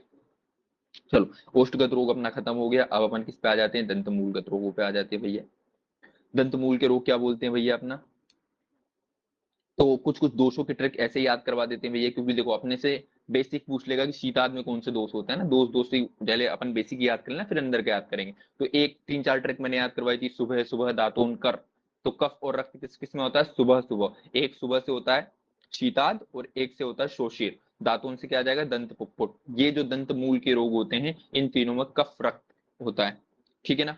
उपकुश, तो पहले तो रोग याद कर लेते हैं, शीताद, शोषिर और दंत पुप्पुट। ये कहाँ के रोग है भैया, दंत मूल के रोग होते हैं, और इनमें क्या होते हैं, कफ और रक्त होता है, शीताद, शोषिर, दंत पुप्पुट। फिर उपकुश, उपकुश को रामपुत्र करके अपन ने याद किया था, मतलब आरपी, रामपुत्र आ जाएगा ना, तो आर से रक्त और पी से पित्त आ जाएगा ना, तो उपकुश या लवकुश क्या होते हैं, रामपुत्र होते हैं। परिदर, तो परी ने पीकर उल्टी करी थी, ऐसे ना, पीकर, परी क्या होती है, परी ने पीकर उल्टी करी थी, है ना, परिदर, ऐसे करके मैंने याद करवाया था, पीकर, पित्त, कफ, रक्त तीनों हो जाएंगे। फिर वर्धन, वर्धा, बातें किससे बढ़ती है, बातें बढ़ती है, ऐसे करके तो वातज हो जाएगा। दंत वेष्टक, वेस्ट कर देते हैं रक्त को ना, दांत से मसूड़ों से खून निकल जाता है ना, वेस्ट हो जाता है, वेस्टक क्या होता है, अधिमांसज वाला कफ आ जाएगा, मैंने याद करवाया था भैया, अलग अलग होगा। फिर दंत वेदर्भ जो आएगा, वो आगंतुज होता है भैया, विदर्भ में लड़ाई झगड़ा बहुत करते हैं, वहां पे अपन देखेंगे। महाशोषित क्या होता है, सन्निपातज होता है, ऐसे अभी आगे देखेंगे। ऐसे करके 15 प्रकार के, 5 प्रकार की दंत नाड़ी होती है, ठीक है ना, ऐसे करके 15 प्रकार क्या हो जाएंगे, अपन दंत मूल के रोग हो जाएंगे, ठीक है। फिर से देख लेते हैं, शीताद, शोषिर, दंत पुप्पुट, तीनों में कफ और रक्त होगा। उपकुश में रामपुत्र, रक्त और पित्त रहेगा। परिधर, पीकर, पित्त, कफ, रक्त रहेगा। वर्धन में वात रहेगा। दंत वेष्टज में रक्त रहेगा। अधिमांसज में कफ रहेगा। अधिमांसज एक जगह उसमें भी आएगा ना, गले के रोग में भी आएगा, वहां भी कफ, कफ दोषी होता है इसमें। दंत वेदर भी देखेंगे, ये अभिघातज या चोट लगने से होता है, विदर्भ के लोग लड़ाई झगड़ा बहुत करते हैं ना। और महाशोषित क्या होता है, सन्निपातज होता है। बाकी दंत नाड़ी 5 प्रकार की होती है, वातज, पित्तज, कफज, सन्निपातज और अभिघातज। वाग्भट ने दंत वेष्टक, परिधर और वर्धन, इन तीनों को दंत मूल के रोग नहीं माना है, तो 3 हटा दिए, मतलब 12 ही बच गए, और दंत विदृधि को दंत मूलगत रोग माना है, तो एक एक्स्ट्रा ऐड हो गया, मतलब इसके कितने, वाग्भट के 13 दंत मूल के रोग होते हैं, ठीक है।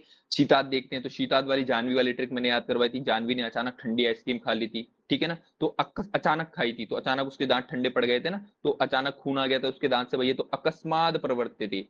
शोणितम, तो कौन सा ऐसा रोग होता है जिसमें अकस्मात रक्त निकलता है दांतों से, या अकस्मात दांतों से, तो अचानक ठंडे पड़ गए थे ना, जानवी ने आइसक्रीम खाई थी, तो अचानक क्या गए थे, ठंडे पड़ गए थे दांतों से, शीताद या दांत ठंडे पड़ के खून निकलने लग गया था, ठीक है ना। दंत मांस शीर्यति पंचति, ऐसे करके आएगा ना, तो दांत का जो मांस होता है वो शीर्यति पंचति दोनों किसका हुआ था, जानवी का हुआ था भैया, ठीक है ना। तो अकस्मात रक्तस्राव होने लगता है, अचानक रक्त, और मसूड़े का मांस गल गल के गिरने लग जाता है ना। दंत मांसानी शीर्यंती पचंती, एक आगे सिर्फ शीर्यंती करके आएगा परिधर में, है ना, वो अपन देखेंगे किसमें आएगा, ठीक है। फिर अपन ने देख लिया शोषित, शोषित कुछ याद नहीं करना, सिर्फ शोषित सन्निपातज होता है, ठीक है ना, लाला स्त्रावी कंडुयुक्त होता है। दंत पुप्पुट, पुप्पुट ऐसे करके याद करवाया था मैंने, है ना, बदर अस्थि निभम होता है, ठीक है। पुप्पुट जो होता है ना, नाम में ऐसा, उसको ऐसे ऐसे करके अपन ने याद करा था ना, उसके नाम में ऐसा आ रहा है, तो बदर अस्थि के समान होता है ना, तो बेर के समान क्या होता है, दंत पुप्पुट होता है, ठीक है। फिर अपन देखते हैं उपकुश, उपकुश कैसे रामपुत्र करके याद करवाया था ना, आघट्टिताम प्रस्तरम शोणिताम मंदिर, मैंने ऐसे याद करवाया था। जब लव कुश को पता चला था किसके, कि सीता माता के साथ इतने ज्यादा अन्याय हुआ है, तो आपस में दांत ऐसे गुस्सा करते हैं ना, दांत कटकटाते हैं, तो दांत कौन कटकटा रहे थे, लव कुश कटकटा रहे थे, क्यों, क्योंकि पता चला था कि उनकी माता पे कितना अत्याचार हुआ था। आघट्टितम प्रत्यय शोणितम, दांत आपस में किसके टकरा रहे थे, घट कर रहे थे, उपकुश या लवकुश के, दबाने पर रक्त निकल रहा था। परिधर, मैंने बोला था क्या, परिधि, परिधि ने पीकर खून थूका था, ऐसे मैंने याद करवाया था ना। तो दंत मांसानी शीर्यति यस्मिन स्ठीव्यति अस्क्रम, है ना, थूक, बार बार कौन खून थूकता है, थूकने पे बार बार खून आता है, तो परिधि ने पीकर, ऐसे याद किया, परिधर, परिधि, ऐसे अपन ने परिधर को थोड़ा मिसप्रिंट पढ़ा था, परिधि, परिधि इतनी दुबली पतली थी बेचारी, अपनी बेच में दारू पीकर क्या खून थूक रही थी वो, पीकर, पित्त कफ रक्त इसमें होता है, खून थूक रही थी, मतलब स्ठीव्यति चक्रम, ऐसे करके अपन ने याद किया था। वर्धन, ओब्वियसली भैया, वात के प्रकोप के कारण अत्यधिक पीड़ावर्धन, अधिक दांत उत्पन्न हो जाते हैं, उसको वर्धन बोला है भैया, ठीक है ना, वर्धन सिर्फ वातज होता है, इतना बस याद रखना है। दंत वेष्टक, मैंने बोला था दंत वेष्ट किसमें हो जाएगा, रक्त जो सड़ के क्या बन जाएगा, जो दांत दंत मांस होता है उसमें रुधिर क्या हो जाता है, पूय, वहां पे बहने लग जाता है, ठीक है ना, पूय और रुधिर बहता है, दांत एकदम हिलने लग जाते हैं, तो दांत क्या हो जाते हैं, वेस्ट हो जाते हैं ना। ये दंत वेष्टक रक्तज होता है, याद रखना भैया ना, अपने को याद हो गया था बार बार इस करके, इसकी ट्रिक कोई स्पेसिफिक बन नहीं पाई थी अपने।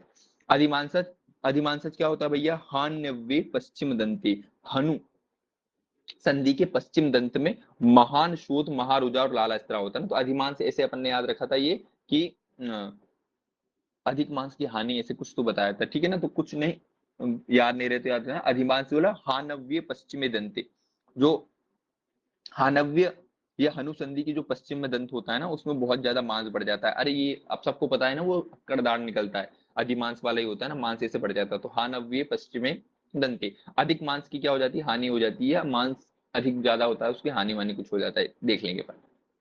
दंत वेदर्भ, इसमें क्या होते हैं, घृष्टेशु दंत मूलेशु सरंबम चला दंता, दंत मूल रगड़ने से उसमें लालिमा आ जाती है। सिर्फ दंत वेदर्भ याद रखना, ये अभिघातज होता है, चोट लगने से होता है ना, घृष्टेशु दंत मूलेशु सरंबम होता है। चल दंता याद नहीं रखना, दंत वेष्टक में भी चलता है, दंत वेदर्भ में भी चलता है, 3-4 जगह आ जाता है, कोई नहीं पूछता, ठीक है। महाशोषिर क्या आ जाता है भैया, तो महाशोषिर जो आ जाता है, दंतस्य चलंती वेष्टभ्यो तालु अप्यवधि, देखो वेरी वेरी इंपॉर्टेंट टर्म मिल गया अपने को, तालु अवधीर्यते। तालु अवधीर्यते किसमें आया भैया, महाशोषिर में आ रहा था, ठीक है ना। दंत मांसानी पच्यते, तो 3 चीज आ जाएगी भैया, दंत मांसानी पच्यते विदीर्यते, दोनों किसमें आएगा, शीताद में आ जाएगा। दंत मांसानी पच्यते किसमें आ जाएगा, महाशिशुर आ जाएगा। और दंत मांसानी विदीर्यते, वो किसमें आ जाएगा, अपना परिधर में आ जाएगा, ठीक है ना, सॉरी परिधर शीर्यते आ जाएगा। देखो तीनों एक साथ लिखा है कि नहीं मैंने कही, अच्छा ये तो लिखा है इसमें एक साथ। शीताद में शीर्यते पचंती दोनों आ जाएगा, परिधर में सिर्फ शीर्यंती आ जाएगा, और महाशोषिर में पचंती आ जाएगा, ठीक है ना, अपने को रटा हुआ ये बचपन का ना। शीताद में जानवी को बहुत ज्यादा दिक्कत हो रही तो शीर्यंती पचंती दोनों आ रहा था। परिधि में आगे स्ठीव्यति से पहचान लेंगे ना, अस्त्रक स्ठीव्यति खून थू गई उससे पहचान लेंगे, और महाशोषिर में केवल पच्यते करके आ जाता है। उपकुश और शीताद में रक्तस्राव होता है, देखिए जानवी ने पिया था, और राम वाले खट्टे में भी आ जाता। परिधर में रक्त को थूकती है, रक्त का स्टीवन देख लिया अपन ने। और दंत वेष्टक में पूई बन जाता है, याद रखना रुधिर का स्त्राव। दंत वेष्ट क्यों बोला था अपन ने, क्योंकि पूई बन रहा है, कौन से दंत मूलगत रंग में या कौन से दांत के रोग में पूई बनता है, तो वेष्टक में बनता है ना, वेस्ट हो गया भाई, या पूई बन गया तो दांत क्या हो जाएगा, वेस्ट हो जाएगा। दंत वेदत्य को दंत वेदर्भ्य, दंत वेष्टक और महाशोषी, इन सब में चल दंत आता है ना, तीनों अलग अलग आ जाएंगे तो कोई पूछता नहीं, इसलिए। तालु अवतरण किस किस में आता है भैया, महाशोषिर का अपन ने लक्षण देख लिया, प्रतिशाय के पूर्व रूप में भी देखा था भैया, वेरी इंपॉर्टेंट। तालु अवतरण किसमें, प्रतिशाय के पूर्व रूप में बताया। अवतरणम च शेफस्य अपन ने सनिपात उपदंश में देखा था। वृषणयोर अवतरणम अपन ने पित्तज प्रमेय का उपद्रव भी देखा था, ठीक है। ये अपना क्या दंत मूलगत रोग हो गए, थोड़ा अभी भूलने देते हैं अपन, फिर दंत और दंत मूलगत को एक साथ रिवीजन करते हैं। थोड़ा सा शीतल जल का पान करते हैं, फिर आगे देखते हैं।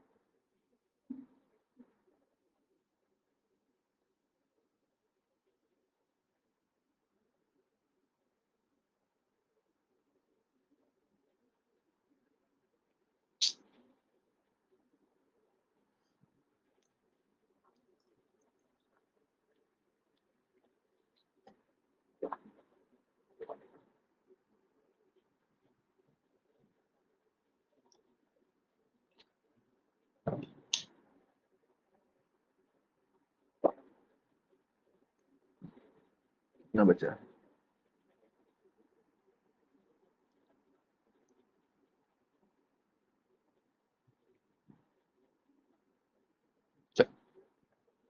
दंतगत रोग देखते हैं।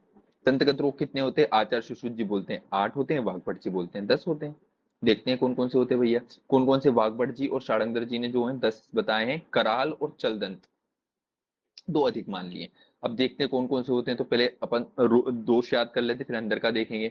सबसे पहले दालन होता है भैया, जो वातज बोलते हैं भैया, है ना। दाल की बातें होती हैं, दाल जो होती है बहुत ज्यादा वात बढ़ा देती है दाल खाने से, अपन ने देखा था भैया। कृमिदंत होता है, ये भी वातज होता है। दंत हर्ष, ये तो वातज होता है, पता ही है अपने को। हनुमोक्ष, ये भी वातज होता है। भंजनक, भजन करना बहुत खराब होता है, मैंने ऐसे बताया था भैया। शावदंतक जो होता है वो पित्त रक्त होता है, पीड़ा होती है, अभी देखेंगे आगे चल के। दंत शर्करा और कपालिका में दोष नहीं बताया ना, वैसे दंत वाले अगर एक कुछ याद नहीं है तो सब वाता जी होते हैं इसी तरीके। पहले अपन देखते हैं दालन। यस्मिन तीव्र रुजा अन्विता सदा गति निमित्तजा, दंत का फटना, और देखो ये मैंने ऐसे याद करवाया था, क्या बोलते हैं दालन कर्म वाला, सदा गति निमित्तजा। दांत जो होते हैं ना सदा क्या करते हैं, गति करते रहते हैं ना, निमित्त बिना किसी कारण से सदा गति करते हैं, तो मैंने ऐसे याद करा दालन। दाल जो बहुत ज्यादा खा लेते हैं ना, वो बहुत ज्यादा गति करना पड़ती है, दाल से पेट खराब होता है ना, तो दाल पहले बात तो क्या वात बहुत ज्यादा बढ़ाती है, और सदा गति करना पड़ता है उसके लिए, इधर उधर चलना फिरना ही पड़ता है भैया, दाल इतने ज्यादा क्या कर देती है, पेट खराब करवा देती है। फिर वाग्भट वेरी वेरी इंपॉर्टेंट इसके लिए बोलते हैं, दालन करने के लिए।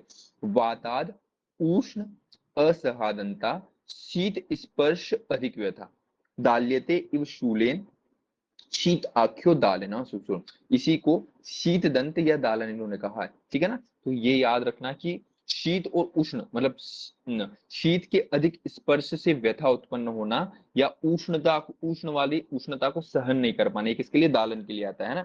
तो दंत हर्ष और इन दोनों में डिफरेंशियल डायग्नोसिस मैंने करना भी सिखाया था कि दशना नाम शीत उष्ण च सहते स्पर्शनम न, मतलब शीत उष्ण दोनों का स्पर्श सहन नहीं होना, ये दंत हर्ष में आएगा।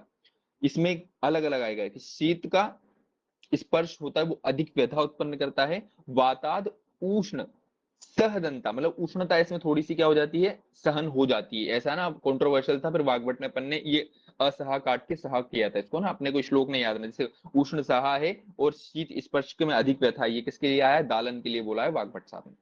ठीक है, क्रमिदंत आ जाते हैं। क्रमिदंत कुछ नहीं हो जाएगा, मैंने बोला था वो काले कोलगेट का काले मसूड़ों वाला एग्जांपल याद रखना है। कृष्ण से छिद्री चलम, ओब्वियसली भैया सिर्फ कृष्ण छिद्र से याद रखेंगे। कोलगेट का वो एड आता था ना जिसमें काले कलर का छेद दिखाते थे मसूड़ों में, वैसे दो आपस में तोड़ते थे वाला वाला, तो कृष्ण से छिद्री चलम किसमें, क्रमिदंत। क्रमिदंत वातज होता है, काले कलर का छेद बन जाता है इसमें। अनिमित रुजो, वेरी वेरी इंपोर्टेंट, बिना किसी काम से, ओब्वियसली क्रमिक कीड़े काटते रहेंगे, बिना किसी काम से रुजा किसमें होती है, क्रमिदंत में होती है। फिर दंत हर्ष देखते हैं। दशनानाम शीतम उष्णम च सहते स्पर्शनम च, ठंडा गर्म दोनों सेंसिटिविटी में होता है। दंत हर्ष मतलब क्या, सेंसिटिविटी वात से होती है, तो ठंडा गर्म दोनों सहन नहीं होना। शीत उष्णम च सहते स्पर्शनम न, ना दोनों का स्पर्शन सहन ही नहीं होना शीत और उष्णों का, किसमें होता है, दंत हर्ष में होता है। माधव ने इसको पित्त मार वात पित्तज बोला है माधव ने ना, नहीं याद रखना अपने को, सिर्फ सुश्रुत का याद रखना, वातज होता है। फिर हनुमोक्ष, हनुमोक्ष जो होता है ऑब्वियसली अर्दित में रखना चाहिए इसको, यहाँ क्यों रख रहा है पागल सा है, वाग्भट ने हनुमोक्ष को उधर शिफ्ट कर दिया है ना।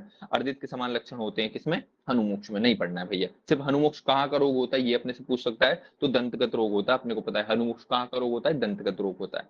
भंजनक, भंजनक तो भजन करना बहुत ज्यादा होता है, तो मैंने बताया अगर कोई मुझे भजन में भजन करने पे बिठा दे कि यार तुम्हें भजन करना है, ऐसे करना है, भजन करना है, ऐसे बोलना है, तो मैं क्या करता, मुंह टेढ़ा करता था ना कि अरे यार भजन, तो भजन के नाम पे क्या करते हैं, मुंह टेढ़ा करते हैं। तो वक्त्रम वक्त्रम, मुंह टेढ़ा होना किसका लक्षण होता है, भंजनक का होता है। ठीक है, मुख को टेढ़ा करना, दंत भंग होना, तीव्र रुजाई किसका लक्षण होता है, भंजनक का होता है। भंजनक, पहली बात तो भजन करना क्या लगता है, बहुत खराब लगता है, भजन के नाम से ही क्या कर लेते हैं अपन, मुंह टेढ़ा कर लेते हैं।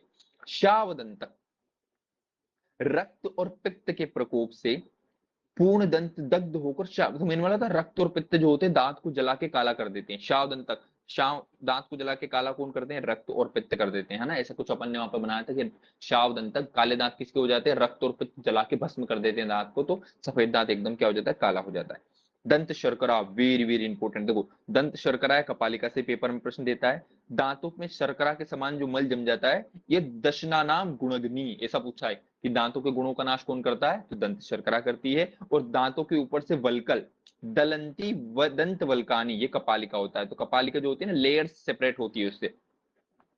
दंत शर्करा जब परत के रूप में उतरने लगता है, छिलके के रूप में उतरने लगता है, वल्कल के रूप में, तो उसे अपन क्या बोलते हैं, कपालिका बोलते हैं। तो दांतों पर जो शर्करा जम जाती है, जो मल जम जाता है शर्करा के समान, उसे दंत शर्करा, ये दांतों के गुणों का नाश करता है।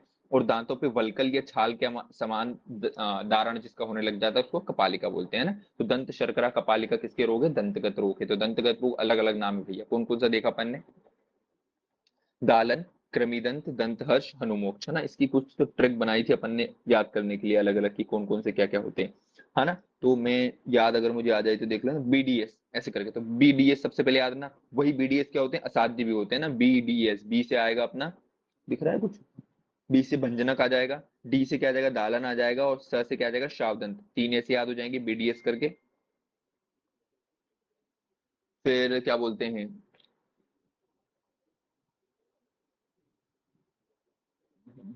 चालू एक, ठीक है चलो, अब एंड में अभी याद नहीं आ रहा, फिर सारे के सारे देखेंगे कैसे कैसे क्या क्या होता है। वाग्भट ने सुश्रुत भंजनक और हनुमोक्ष रोगों का वर्णन नहीं किया, कोई दिक्कत नहीं। वाग्भट ने दंत चाल, अधिदंत या वर्धन, दंत भेद, कराल दंत, तो कराल दंत का वर्णन किसने किया दंतगत रोगों में, वाग्भट ने किया है, सुश्रुत ने नहीं किया ना, क्योंकि सुश्रुत के सारे याद है, आठों के आठों अपने को। आचार्य सुश्रुत ने वर्धन को दंत मूलगत माना है, जबकि वाग्भट ने वर्धन को दंतगत रोग माना है। ठीक है ना। सुश्रुत साहब बोलते हैं कि जड़ जड़ में अगर कोई दिक्कत होगी तो ज्यादा दांत होंगे और वात से होगा। आचार्य वाग्भट बोलते हैं नहीं भैया, वर्धन तो क्या है, दंत का रोग है। चरक, वाग्भट, भाव प्रकाश, माधव सब ने हनुमोक्ष को वात रोगों के अंतर हनुस्त्रंस या हनुग्रह नाम से वर्णन किया है, लेकिन आचार्य सुश्रुत बोलते हैं हनुमोक्ष किसका रोग है, दंत का रोग होता है। फिर वही जो जिसमें अपन कंफ्यूज हो रहे थे, वाताद उष्ण असहा दंता शीत स्पर्श अधिक व्यथा, ये शीत दंत या दालन के लिए वाग्भट ने बोला है। और दशनानाम शीत उष्ण च सहते स्पर्शनम न, ये दंत हर्ष के लिए बोला है। अपन स्कैन कर लो आंखों में, है ना, बार बार इसको पढ़ेंगे तो याद हो जाएगा। दंत चाल जो होता है अष्टांग संग्रह ने बोला है। चलो असाध्य कौन कौन से होते हैं, तो मैंने बोला था असाध्य एक साथ याद करना, जैसे वहां पे अपन ने किसको याद किया था, अपन ने हाँ, कुष्ठ रोगों में भी अपन ने याद कर लिया था ना, क्या बोलते हैं शनिमार जो होते हैं क्या असाध्य होते हैं, ठीक है ना, उसमें नहीं देखा था क्या। हाँ, दंत मूलगत में कौन कौन से असाध्य होते हैं, ठीक है ना। तो दंत मूलगत वाले लिख लेना भैया, कौन कौन से, सुश्रुत के अनुसार दो होते हैं ना, शोषीर और सन्निपातज दंतनाड़ी, ये दो क्या होते हैं असाध्य होते हैं। शोषीर और सन्निपातज दंतनाड़ी दंत मूलगत के सुश्रुत के अकॉर्डिंग असाध्य होते हैं। वैसे इसके किसके होते हैं भैया, तो बीडीएस मैंने बोला था दांत के हैं, तो बीडीएस बीडीएस करते हैं ना अपन भैया, बैचलर ऑफ डेंटल सर्जरी, तो बीडीएस मतलब क्या, भंजनक दालक और शावदंत, ये तीनों क्या होते हैं असाध्य होते हैं, भंजनक दालन और शावदंत, ठीक है। जीवा का और पढ़ लेते हैं, बाकी देखते हैं कल से, आज रिवीजन कर लेते हैं पहले दंत और दंत मूलगत दोनों वाले रिवीजन कर लेते हैं। दंत मूलगत रोग कितने देखे अपन ने, 15 देखे हैं भैया, शीतात शोषित दंत पुट, सुबह सुबह दांतों कर, इन तीनों में क्या कर कफ और रक्त होता है। फिर उपकुश देखा अपन ने, उपकुश क्या होता है रामपुत्र होता है, मतलब इसमें रक्त और पित्त होता है। परिधर परिधर ने पी के खून थूका था, तो पीकर पित्त कफ रक्त हो जाएगा। वर्धन वातज होता है, दंत वेष्टक रक्तज होता है, इसमें पू या सड़ जाता है तो दांत वेस्ट हो जाते हैं। अधिमांसज वाला कफज होता है, दंत वेधर्भ वाला चोट लगने के कारण हो रहा था। महाशोषिर जो होता है सन्निपातज हो रहा था। 5 प्रकार की दंत नाड़ियां होती है। इसके अतिरिक्त वाग्भट ने दंत वेष्ट परिवर्धक वर्धन को दंत मूलगत रोग नहीं माना है, तो 12 हो जाएंगे, और दंत वृद्धि को ऐड कर दिया तो एक एक्स्ट्रा 13 हो जाएंगे। शीताद वाले में अपन ने देखा था, जानवी एकदम ठंडी आइसक्रीम खा ली तो अचानक दांत से खून निकलने लग गया था, इसका दांत का जो मांस शीर्यते पच्यते दोनों हो जाएगा, ठीक है ना। शोषिर वाले में लाला स्त्रावी कंडू स्त्रावी नहीं याद रखना, बस शोषिर में दोष कौन से होते हैं वही याद रखना अपने को, कफ और रक्त होता है। दंत पुप्पुट में बदर अस्थि निभम, है ना, बेर के गुठली के आकार की क्या हो जाएगी पुप्पुट उसमें उत्पन्न हो जाएंगे, ठीक है। और उपकुश में क्या हो जाएगा, दांत खटखटाने लग जाते हैं सीता माता का अन्याय सुन के, ठीक है ना। और परिधर में पीकर खून थूका था तो स्टीवेति चरक आ जाएगा, पीकर तो पित्त कफ रक्त आ जाएगा। वर्धन में वात के कारण अधिक दांत होते हैं। दंत वेष्ट कब हो जाएगा, जब पूरी निकलने लगेगा रक्त के साथ। अधिमांस क्या हो जाएगा, हानव्य पश्चिमी दंते। दंत वेदर में क्या हो जाएगा, घिसते हैं, हाँ ये सब विदर्भ वाला महाराष्ट्र वाला एरिया होता है ना, वहाँ पे घिस घिस के मारते हैं, ऐसे करके याद करवाया था, याद आ गया। महाशोषिर में क्या होता है, तालु च अवधीर्यते, बस एक याद रखना, महाशोषिर इतना बड़ा छेद हो गया है कि तालु तक में क्या हो जाएगा भैया, अवधीर्ण कर देगा, तालु तक को फाड़ देगा। महाशोषिर मतलब बड़ा छेद ना। कौन कौन से असाध्य होते हैं, तो शोषिर और दंत नाड़ी जो होते हैं, दंत मूलगत वो क्या होते हैं असाध्य होते हैं, ठीक है। फिर कुछ कुछ देखे थे, शीताद में दंत मास शीर्यति पचंती दोनों आ जाएगा। परिधर में क्या हो जाएगा, खून थूकने से याद कर लेंगे, महाशोषिर में पच्चते बस आ जाएगा। उपकुश शीताद में ये सब नहीं याद रखना है। चल दांत किस किस में होते हैं, दंत वेदर में, महाशोषिर में, दंत वेष्टक में, नहीं याद रखू तो भी चल जाएगा। तालु अवधरण महाशोषिर का लक्षण होता है, प्रतिशाय का पूर्व रूप होता है। अवधरणम च शेफस, बचपन से अपन देखते आ रहे, सन्निपात उपदेश में आता है। वृषणोर च अवधरणन पित्तज प्रमेय का उपद्रव है। दंतगत रोग 8 होते हैं भैया, षाड़ंगर वाग्भट के अनुसार 10 होते हैं। दालन अपन ने देखा था, ये क्या हो रहा था भैया, दालें सारी की सारी क्या करती, सदा गति करती भैया, पेट में इतनी ज्यादा क्या करती थी, वात बढ़ा देती कि अपने को सदा इधर से उधर गति करना पड़ता है भैया। तो दालन वातज होता है, सदा गति निमत्तजा होता है।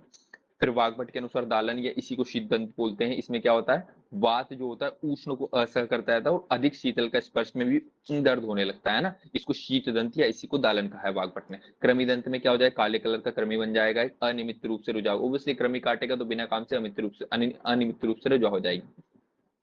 दंत हर्ष में शीत और उष्ण का सहन वो बर्दाश्त नहीं कर पाएगा। माधव ने इसको मारुत पित्त कोपनेन बोला है। हनुमोक्ष को अपन ने कहा वातज वाले रोग में कर दिया। भंजनक, भजन बहुत खराब होता है, मतलब वात कफ रोग होते हैं, मुंह को क्या करते हैं भजन सुन के टेढ़ा करते हैं कि भैया भजन सुनना पड़ रहा। शावदंत मतलब दांत काला कौन करेगा, पित्त और रक्त जलाकर दांत को एकदम क्या कर देंगे, काला कर देंगे। दंत शर्करा, दांतों पे मल जम जाएगा, ये दशनानाम गुणानाम अग्नि, दशन के जो गुण होते हैं उनका नाश कर देगा। दंत कपालिका या कपालिका जो रोग हो जाएगा, यही जो मल जो सड़क कड़क बन गया ये वल्कल के रूप में उतरेगा। या दलंती दंत वल्कलानी, उसको क्या बोलेंगे अपन, कपालिका बोलते हैं, है ना। ये दशनानाम विनाश नहीं होता है ना, तो दशनानाम गुणाग्नि, दांतों का गुण का नाश कौन कर रहा है, दंत शर्करा, और दंत दशनानाम विनाशनी कौन हो जाएगा, कपालिका हो जाएगा। वाग्भट ने भंजनक हनुमोक्ष को वर्णन नहीं किया, इसके अतिरिक्त और एक्स्ट्रा मान दिए। दंत चाल, वर्धन, दंत भेद और कराल दंत, ये सबको दंत रोगों में किसने रखा है, वाग्भट ने रखा है, इसीलिए 2 को हटा के 4 को जोड़ा तो इनके कितने हो जाएंगे, 10 हो जाएंगे। आचार्य सुश्रुत ने वर्धन को दंतमूल का रोग माना है, जबकि वाग्भट ने इसको दंतगत माना है। हनुमोक्ष का वर्णन वहां कर दिया है, ये वाला श्लोक मैंने बता ही दिया है। ठीक है, ये हो गया अपना इसका रिविजनाइटिस। अब जीवागत रोग देख लेते हैं, बाकी कल देखेंगे भैया। जीवागत रोग कितने माने, तो 5 होते हैं भैया। एक एक्स्ट्रा किन माना है, वाग्भट ने माना है, जो अधिजीविका को यहाँ ले लिया। कौन कौन से होते हैं भैया, तो वातज जीवाकंटक, पित्तज जीवाकंटक, कफज जीवाकंटक, अलास और उपजीविका। अधिजीविका नहीं है, याद रखना ना, आचार्य शुष्क अधिजीविका कंटकत रोग होता है, अपने बचपन से पढ़ते आ रहे हैं। चलो, वातज कंटक जो होते हैं ना, सिर्फ एक एक टिपिकल याद रखना भैया। जीवा कैसे, शाख शाख के पत्ते के समान खुरदुरी हो गई तो वातज वाला हो जाएगा। शालमली के कांटों के समान हो गया तो कफज वाला हो जाएगा। ठीक है, शेफाली के पत्र के समान, नहीं, रक्त वर्ण के कांटों के समान हो गया, रक्त वर्ण के से कांटों के समान हो गया तो पित्तज हो जाएगा ना। तो शालमली और शाख याद रखना है, शाख छंदन के समान वातज जीवा रोग में, और शालमली के कंटक के समान कफज वाले में ना। कांटे तो सब में आ गए। फिर आलस, तो मैंने बोला था ना, आलसी लोग जो होते हैं, आलस कर कफ रक्त होता है, और जीवा के तल भाग में प्रगाढ़ शोथ हो जाएगा। वेरी वेरी इंपॉर्टेंट है ना, जीवा के जो तल भाग हो जाएगा उसमें प्रगाढ़ शोथ हो जाता है। कफ और रक्त इतना ही पूछेगा तुमसे। आलस कहाँ का रोग है पहले तो ये पूछेगा, तो जीवागत रोग होता है भैया। आलस कर कफ रक्त इसमें हो जाता है, और जीवा के तल भाग में बहुत बड़ा वो हो जाता है ना, असाध्य, इसमें इसको गणना करते हैं अपन। ठीक है ना, असाध्य दंतगत और दंत मूलगत देख लेना भैया। असाध्य दंत मूलगत सोसिर सन्निपात दंत नाड़ी थी, और इसमें बीडीएस था दंत वाले। इसमें जीवा वाले में सिर्फ अलास असाध्य होगा। ठीक है ना। फिर उपजीविका देख लेते भैया। तो उपजीविका मैंने बोला था, जीवा के ऊपर, जीवा अग्र रूपम शवथु जीवा उन्नमय। देख, उन्नमय याद रखना भैया ना, क्योंकि वहां पे अपन अवनमय या नीचे देखेंगे, क्या बोलते हैं, अधिजीविका में, है ना। तो जीवा के अग्रभाग में, अग्रभाग के स्वरूप जीवा को ऊपर उठाकर उत्पन्न करने वाला श्लोक है ना। सिर्फ हिंदी नहीं, उन्नस्य करके याद रखो। उन्नस्य से उपजीविका, वहां पे अ से आएगा, यहाँ पे ऊ से आ रहा है। उन्नस्य से आ रहा है तो क्या आ जाएगा, उपजीविका आ जाएगा। डिफरेंशियल डायग्नोसिस करेंगे जब अधिजीविका देंगे। चरक ने उपजीविका केवल कफज माना है। अपन ने तो उपजीविका क्या होती है, कफ और रक्त वाली होती है ना, कर वाली होती है। ठीक है ना, उपजीविका कफ रक्त वाली होती है। चलो, तो क्या क्या देखा अपन ने जीवा के रोग में, शाक छद्दन सम खरबूदी, है ना। तो जीवा एकदम स्फुटित प्रसव या शाक के पत्तों के समान खुरदुरी हो गई, ये वातज वाले में आ जाएगा। रक्त वर्ण की कांटों से युक्त वाली पित्तज कंटक, ये पत्तक जीवा कंटक में आ जाएगा। शालमली के कांटों के समान किस में आ जाएगी, कफज वाले में, है ना। तो शाक और शालमली कंफ्यूज नहीं होना, शाक वाली वातज में, शालमली वाली कफज में। अलस कर कफ रक्त बस याद रखना, असाध्य जीवागत रोग होता है, इतने में काम बन जाएगा। ठीक है ना। और क्या बोलते हैं, अंतिम चरणों में क्या आ जाएगा अपना, उपजीविका। उन्नमस्त करके याद रख लेना, जीवा के अग्र रूप के समान, जीवा के ऊपर होने वाला जो शोथ होता है उसको उपजीविका करते हैं, संस्कृत से पहचान लें। ठीक है, ये अपना जीवागत रोग हो गया। ठीक है, अब जी की क्लास भी करनी है, तो ये वैसे तो खत्म हो सके, नहीं नहीं, वो जीवा वालों थोड़ा भूलने के लिए समय चाहिए ना, क्योंकि हाँ, कंठगत रोग वाले इंपॉर्टेंट है, वो अपने को थोड़ा ध्यान से पढ़ना पड़ेगा। ठीक है, तो बाकी का अपन देखते हैं कल। रिकॉर्डिंग बंद किया जाए।